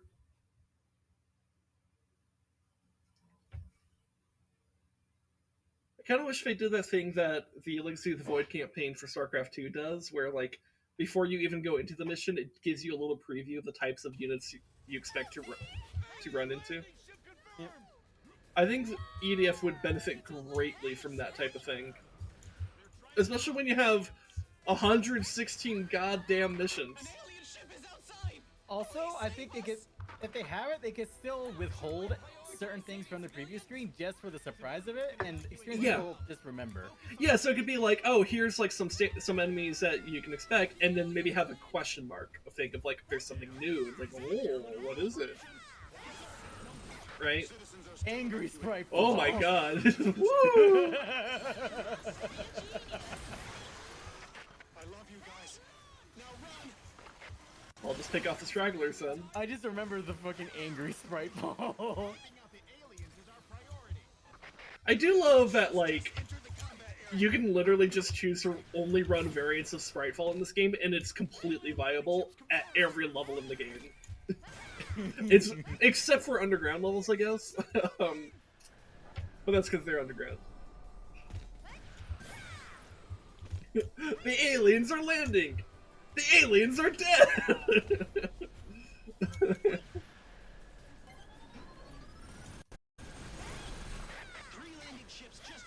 So I'm basically playing the role of janitor here. You called it an angry Spritefall, I just clean up whatever survived. Yep, in this case, this one had time to land, though. Yeah, I'm gonna pick up the stuff over here, though. I'll make my way over there to execute what's left. No time for chit-chat. Our opponents are carrying firearms. Our opponents are carrying firearms, you know, like most wars that you should be used to at this point. Like what, when you were fighting other humans, were they not using firearms? Well, I guess if you're fighting the United States, you might not be fighting guys with firearms, you might be fighting a fucking drone. But, like, it depends on where you are, I suppose.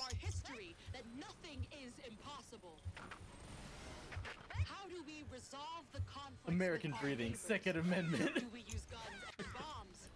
No. That is not how it should be done. We engage in dialogue. Lady, they've already murdered hundreds of thousands of people. Peace ain't an option. We can certainly resolve our issues through dialogue. Yeah. Some Look, I'm all for diplomacy, but like we're way past. A ranger jumped in front of my laser beam at the last Oh, millisecond. but like we're way past the point of diplomacy, right? Damn it, I died right next to the freaking ambulance. Just like a true American, he died in reach of a hospital. A large number of landing ships are heading towards the combat area. And like a true American, I chance on your native corpse. This is still cheaper than getting actual healthcare in America. Speaking of, hi, how's it going? Yeah, this thing heals really fast, actually. It's pretty good, actually. It's unironically one of the best vehicles in the game.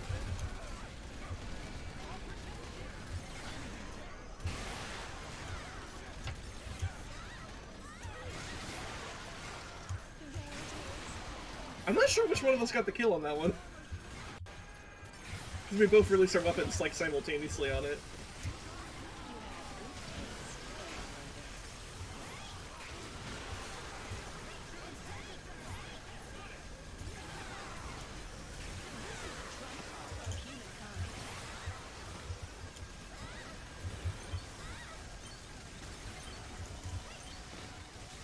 Thank you.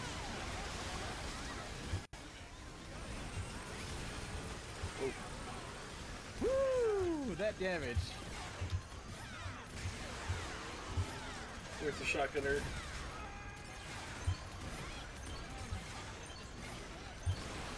Okay. Your body is, oh, right here. Nice.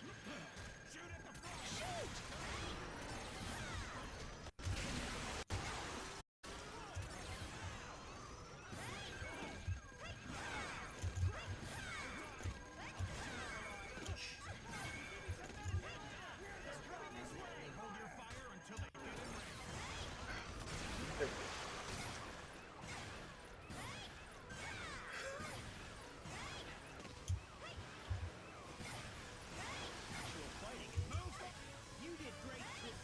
go. Alright.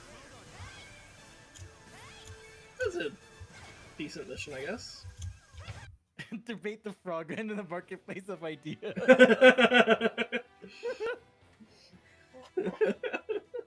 Beam! Yeah, that's... Also, Aerator, my guy, whatever you do, do not get involved with Laser Lady, no matter how hot she is. She's unhinged. You know, I was gonna say that was like the liberal idea of how to combat enemies, but like actually liberals don't do that. Like if, for example, if you look at like, because if you look at like Ukraine, like liberals are like yeah, send them fucking weapons. Like liberals are not hesitant to send military aid to Ukraine. Like we're not like they're not like the ones like sitting there debating whether or not Putin's being imperialist, because it's like, yeah, he's being an imperialist. That's what he's doing.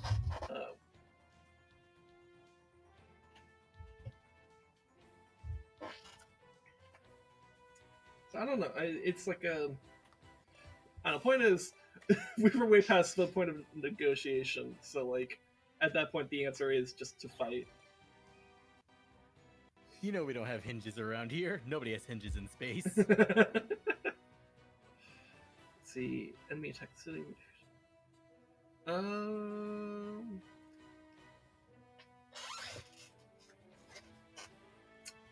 not sure what mission this is.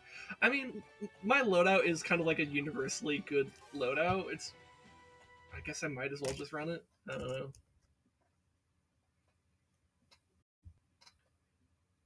I just kind of wish I knew what I was going up against so I could bring other stuff sometimes. Because I feel like a lot of the times I bring like this standard loadout because like I just don't know what I'm fighting. I don't know. You know what would be kind of interesting? If there was like a mechanic to switch your loadout mid-mission. The flying anime girl can be anything. You know what? H-Kills, you right.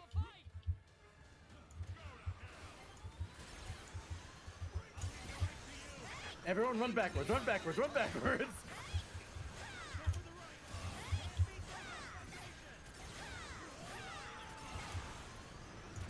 Oh, there we go. Incoming! Enter the range! Come on! Boss versus email fragment debate. How's the negotiation? All negotiations have failed. It's not that we can't express ourselves. It's that they never wanted The frog's argument is just Vosh bad. So it's only us thinking that we're both humanoids. They seem to see us as pests. Or is the frog Destiny? Negotiate.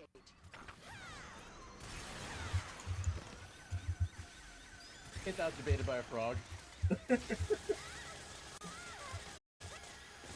Sorry guys, Frog made too many points. We gotta kill humanity.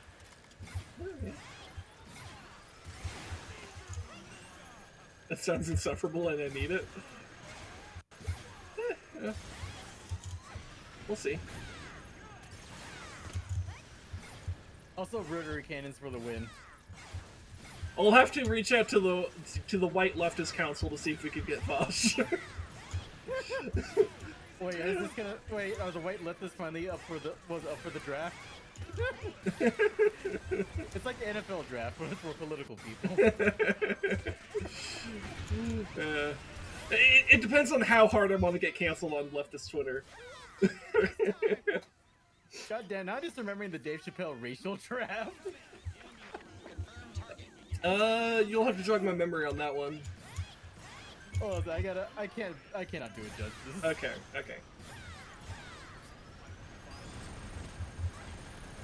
We have the Asian Council take the Wu-Tang Clan. Oh, God.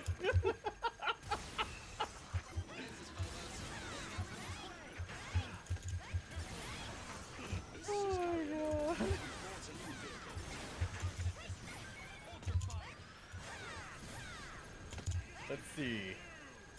God, that is an old sketch. I think that's legit from his like Chappelle Show days. Yes, it is. It was a Chappelle Show bit. Yeah.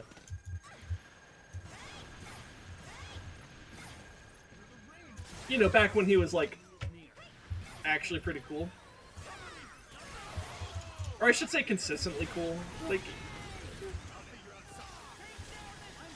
I don't know, in the 2020s, he's kind of just like not all over the place. He's kind of just like not been cool like at all. He's just been pretty cringe.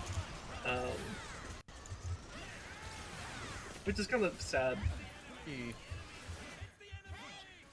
From before he became a NIMBY asshole, yes. I don't even know what a NIMBY is. Not in my backyard. Yeah. Yeah. Basically, these are the people who oppose any kind of like public infrastructure, because heaven forbid you have like good low income housing in your backyard. Housing the homeless, and it happens to be near you. Bad thing. Or improving our public transit in your backyard. Can't have that. Basically, NIMBYs are the reason why we don't have 15-minute cities. To, broadly summarize.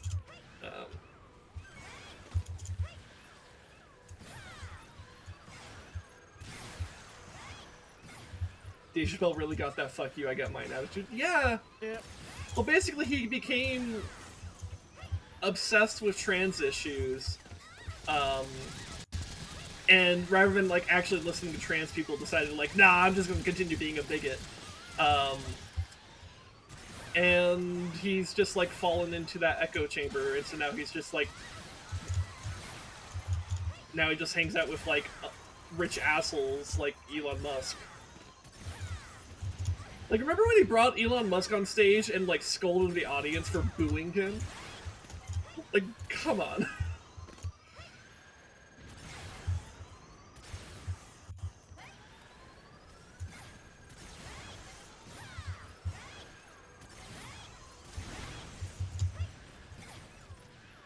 Oh wow, I actually used all my ammo again. It's very rare that an air raider gets to use all their ammo in a vehicle. This is Scout. A great number of enemies confirmed. Run away, run away, run away, run away. Run away, run away, run away, no.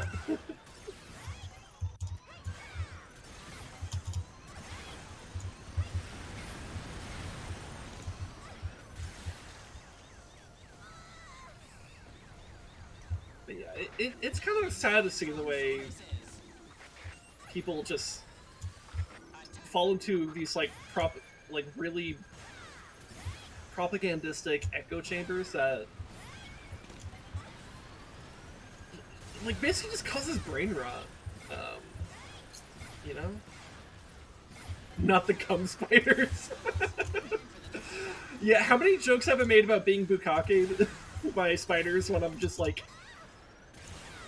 you see me like I'm dead, and so like the wing diver just like bends over and she's covered in all this white stuff. like yeah. joke counterwrites itself. Become spiders. It's too easy. It is a little bit. Also, I have all my strikes ready to go, so. Yeah, I'm like trying to figure out how to get to you. I'm working with pretty low energy, so I need to be careful.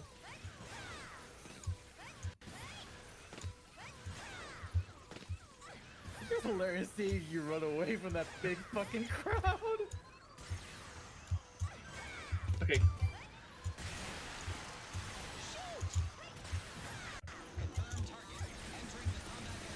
Oh god, I'm out of energy. Oh no, this is bad. Yeah. Oh. Ooh. Okay. I could bring like a plasma launcher or something instead of the laser. So the laser wasn't really getting much use. I could also swap out the Dragoon Lance for a triple lance, which will be more consistent. Because I don't need something as powerful as the Dragoon Lance for all this stuff. It's a bit overkill, though it does have penetration. Oh my god, the jumping spiders are 10 times funnier if they made the FNAF 2 jump scare noise every time they jump. Bruh. Or if you just added a little, like, boing sound effect. Boing. Like Boing. boing. And imagine hearing a whole swarm of that. Like boing, God. boing, boing. That would be, well, that would be ear rape. So let's not do that. Yeah, some people are.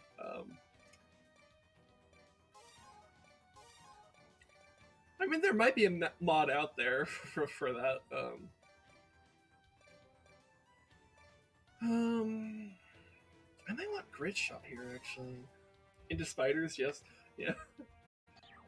Well, if you're aware of certain rules on the internet, yeah, for sure. You hate that the wood furniture AR actually makes you want an AR? Get AR'd! Dude, wood furniture is like tight though. It's heavy as fuck though and expensive, but wood furniture is cool.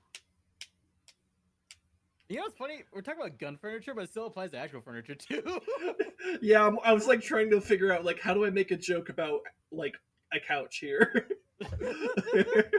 as the person who is like not at all into guns. And I'm saying that, and I can't confirm wood furniture guns are cool because I have two of them right next to me right now. They're also very heavy, and my arms got tired while filming because they're so fucking heavy. Still out of range. All bombers, enter the air raid area. Oh, you covered the entire building. I was gonna stand on that.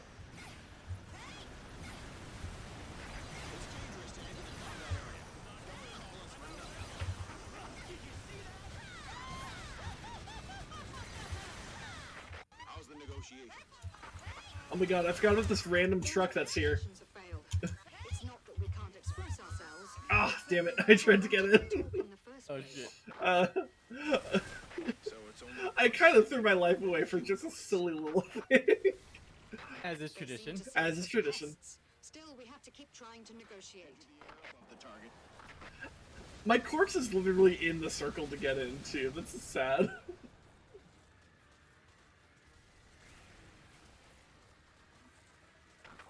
Attack is over.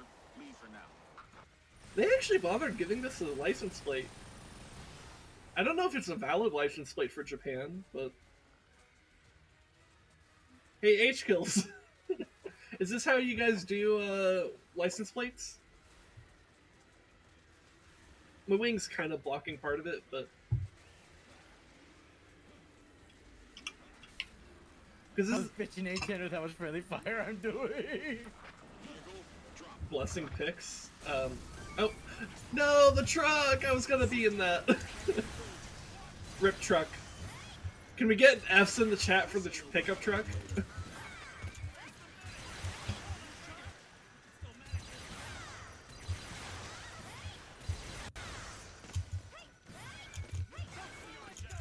I still like the battery charger upgrades from EDF 5. Or Dude, EDF 4.1. I loved... Yeah, EDF4. I undermeant what you said. Yeah, I loved those. Those are great. We're completely surrounded. Because there were some missions where you could just enable the fuck out of me with that. Especially since energy management in that game was so much harder. Because, like, in this game, I have the dash, so if I just need to, like, get the fuck out of something, I can just do a quick burst of energy, and then I can get some good distance. Whereas if I want to do the same thing in EDF 4, I have to actually fucking fly the whole way. There isn't really much gliding that happens. Which kind of sucks. The armor's damaged.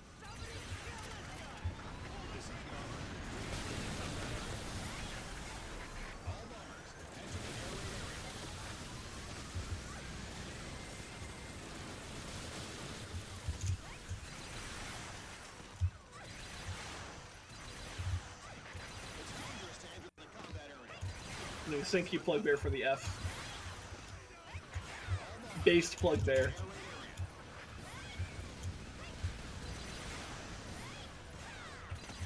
This is fine. Oh, speaking of Fs in the chat, I didn't mention this earlier in the stream, but like,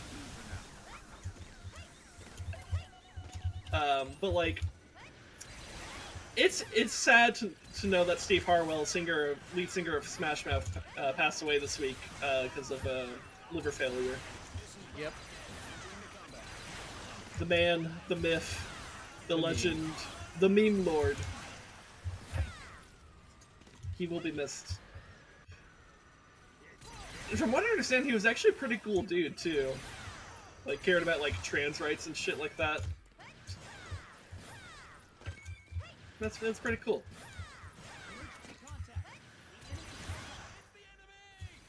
There was also that one time Smash Mouth retweeted a Shadman picture. Oh god.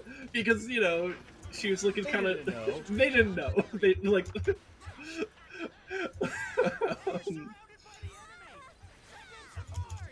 But yeah. Send in the reinforcement. Hurry. Pure butt rock, 100% G behavior. That's a great way to put that.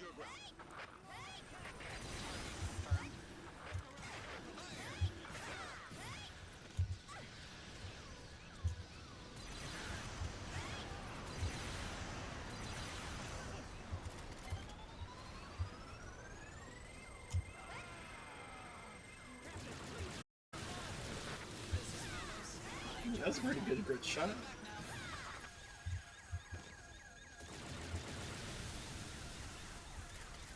We are the strongest. Surrounded, I prefer to call it a target-rich environment. All I'm surrounded by is fear and dead men. Dead bugs. Dead bugs, yeah. Well, and also dead men. Mostly bugs. Especially by mass. Yeah, if we go by mass, it's definitely the bugs. I think even if oh my god. When you have to start measuring your war casualties in kilos.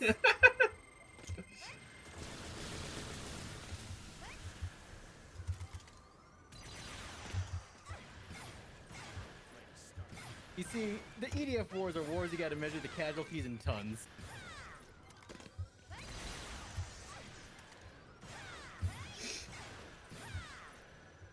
Ooh, you know what beetles would, like, rhinoceros beetles and other beetles, like, it would be cool enemies to add. Yeah, no, I think like beetles, scorpions, dude, what if they had like a centipede boss or something like that? Also, I got tricked by a mailbox again, god damn it. Damn you, Japan, and your red mailboxes. Looking just like armor boxes. It's dangerous to enter the combat area. Don't call us for nothing.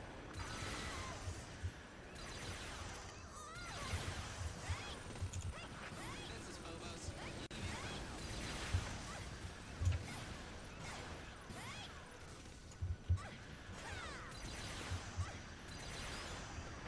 It's dangerous to enter the combat area. Don't call us for nothing.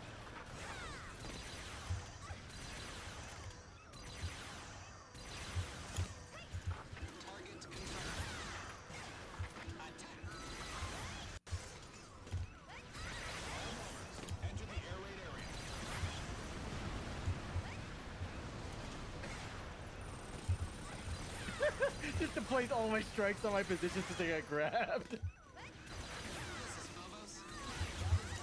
Heading back now.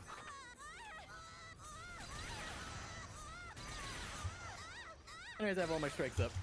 Yeah, just need to make my way to you.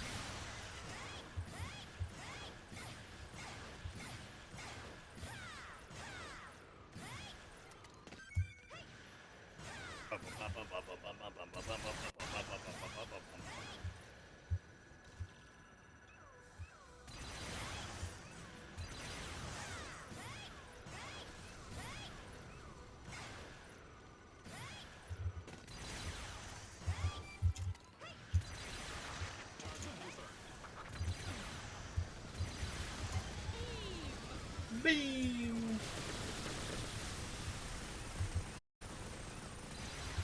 The creator of this weapon must be a genius. I love the self-flating attitude of the satellite lady.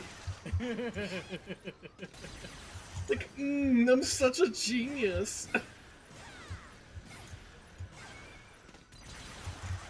EDF seems to have fun. It is fun. Also, I like to think that she's literally the only one up there. That's why she's fucking crazy. Yeah. You see, nobody wanted to be her crow worker, so they just kind of exiled her to the satellite laser.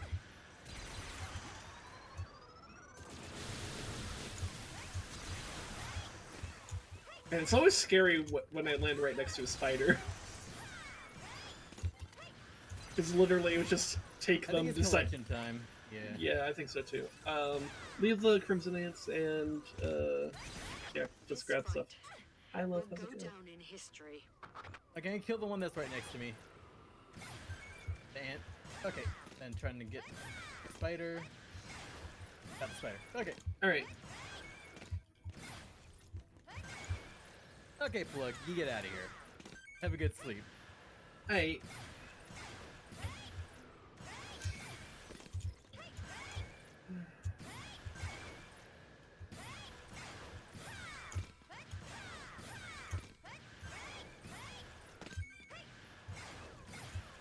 Slumber build couldn't be me.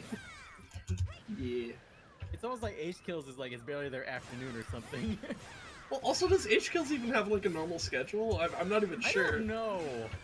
I don't know what H kills' schedule is.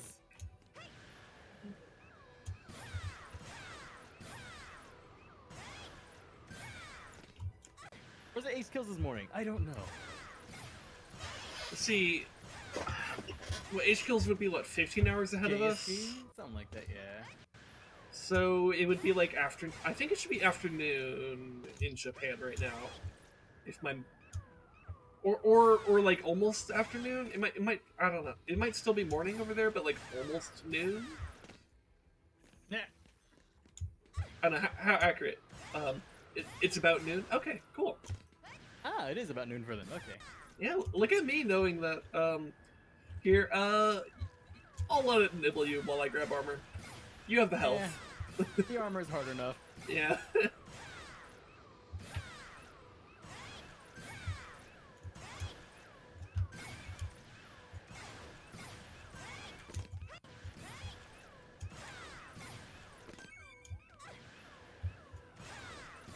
I dodged him twice and he just ran off in shame.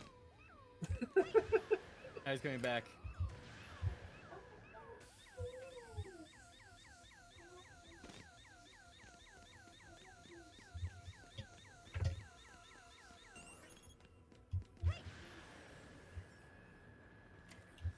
Oh god. I'm just kind of doing a visual scan to see if I see any red or green boxes. I don't, so I think we can kill this. Actually, this would probably be the most fun way to kill it.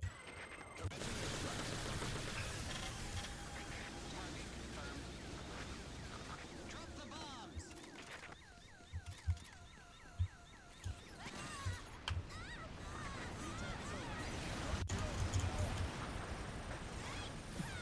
How are you alive? From hell, baby. Come back for some rest. I don't know, man. Honestly, just surprised you survived that. I'm a little bit surprised too. The angry sprite fall did scare me a little bit. We definitely could have died there. I was 3 feet in front of you and you missed. It is a triple laser. It's-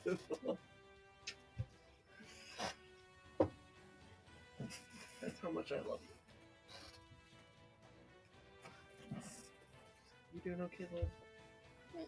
Me?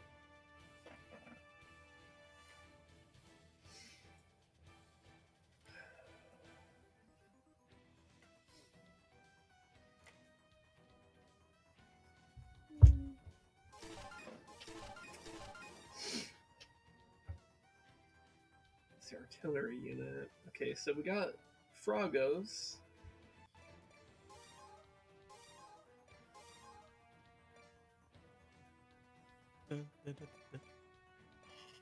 Also, I'm a little bit pissed right now that I think I diagnosed my network issues. Oh yeah?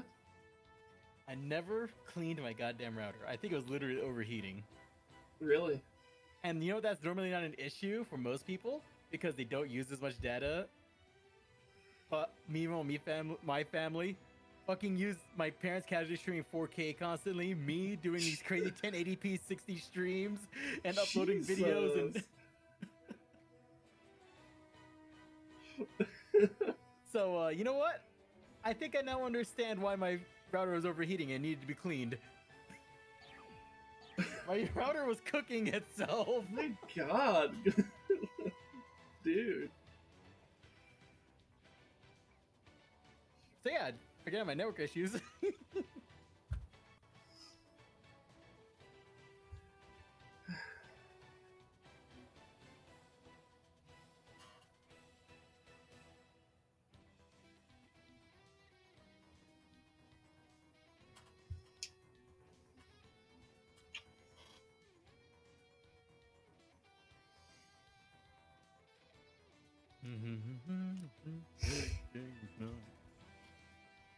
God, Diggy Hole is a legendary thing. It started just from a goddamn... Dude, it's so...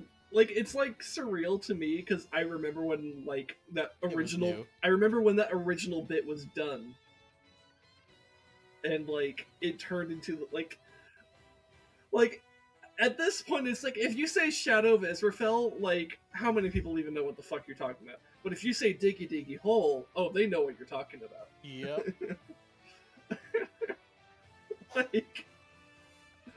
It's wild.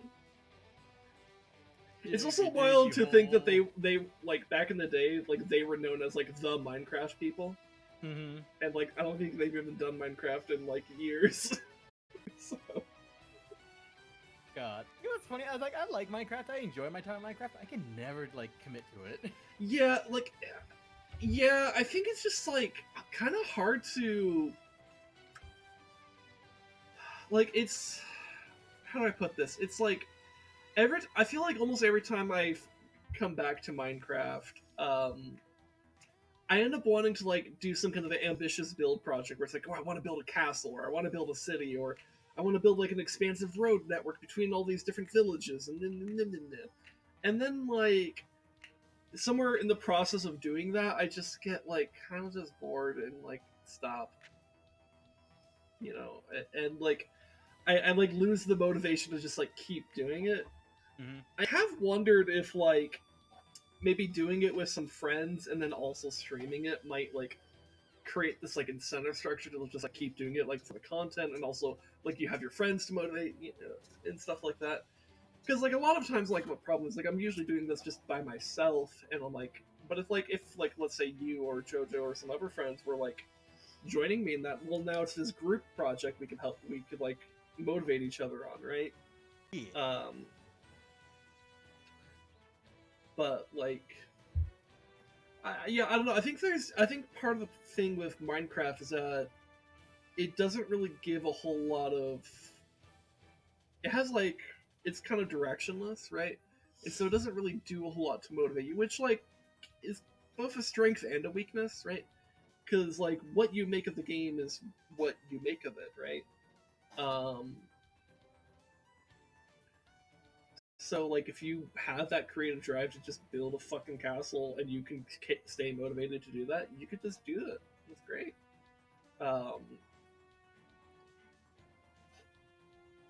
but like, I don't know. I feel like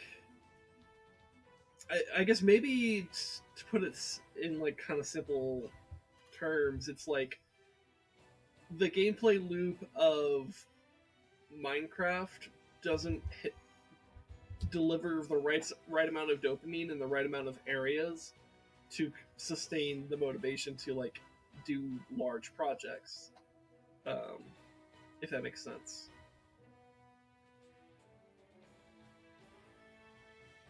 But like, I don't know, that could also just be like a skill issue. Because like, I also know that in real life I have a lot of ambitious projects I would like to do, and I lack the motivation to do them. So is it Minecraft failing to motivate me, or is it me failing to motivate me?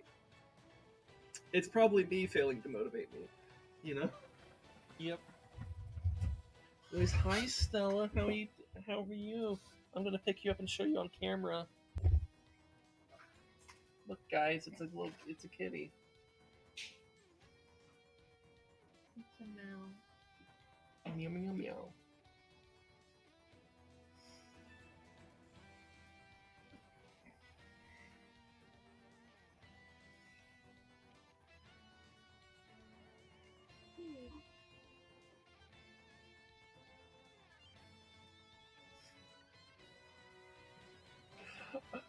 She seems so confused. Oh, jeez.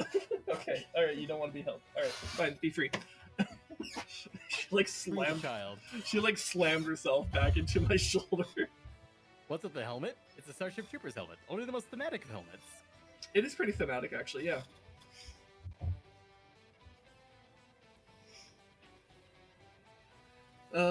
Anyways.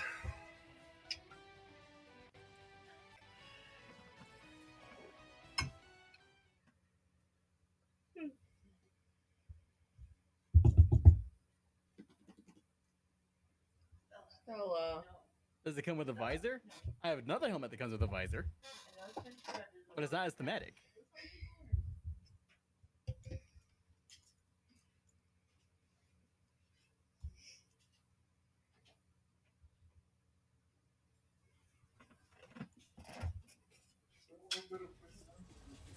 The enemy artillery unit is straight ahead. Ha! Teams that have closed in on the Okay, yes, I just remember what mission it was. All right, cool. artillery unit confirmed. Approach the enemy artillery unit.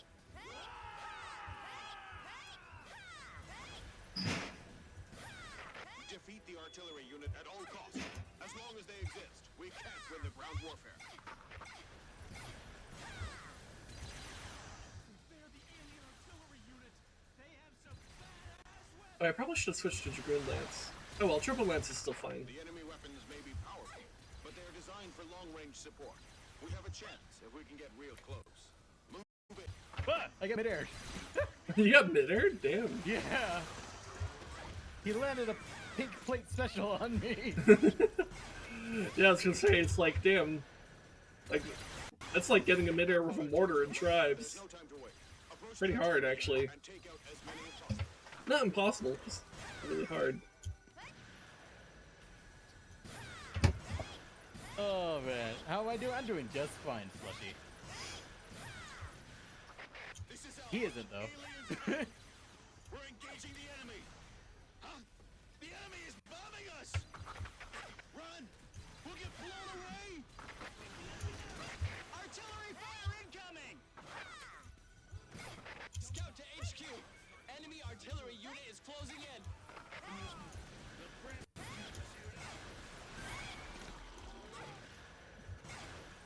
Artillery unit incoming. Approach and attack.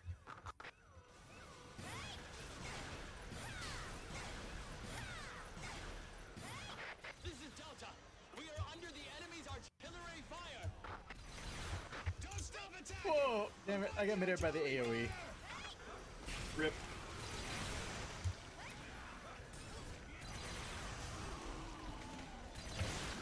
Enemy landing ships confirmed. Enemy landing ships have entered the area. They plan to drop aliens. Alien dropships dropping aliens? Wild. Who would guess? Who would have guessed? We can't approach because artillery fire. This alien dropship seems to be dropping aliens. Curious. Opens alien drop shit. Aliens inside. Who'd have thunk?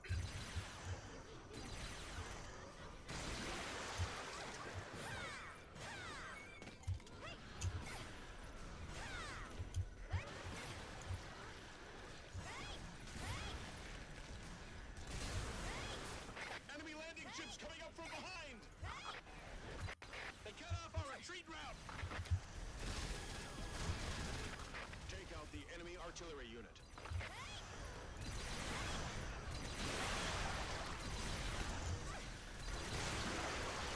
Alpha has arrived. Support the units in combat. Understood. Looks like someone is earlier than us. Go support them. If we don't hurry, they'll take all the credit. Imagine caring about the credit of, like, killing the aliens. Like, the more important thing is killing the aliens. Isn't that right, FBI, NSA, and CIA, who all had different pieces of the pie on the information of 9/11? But they want to be the guys who got stopped in the plot. Yeah. Like, actually, this is... this is one of those things that Edward Snowden talked about. That, like, literally, like, we had these different defense agencies that all had different pieces of information on the hijackers. But they kept it secret from the other industry agencies because they wanted the glory of catching the guys. Because that means more funding.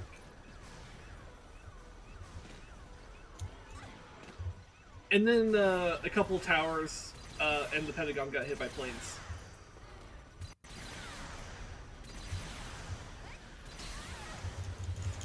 And the Pentagon also conveniently said they lost a lot of financial data in the strike. Which may or may not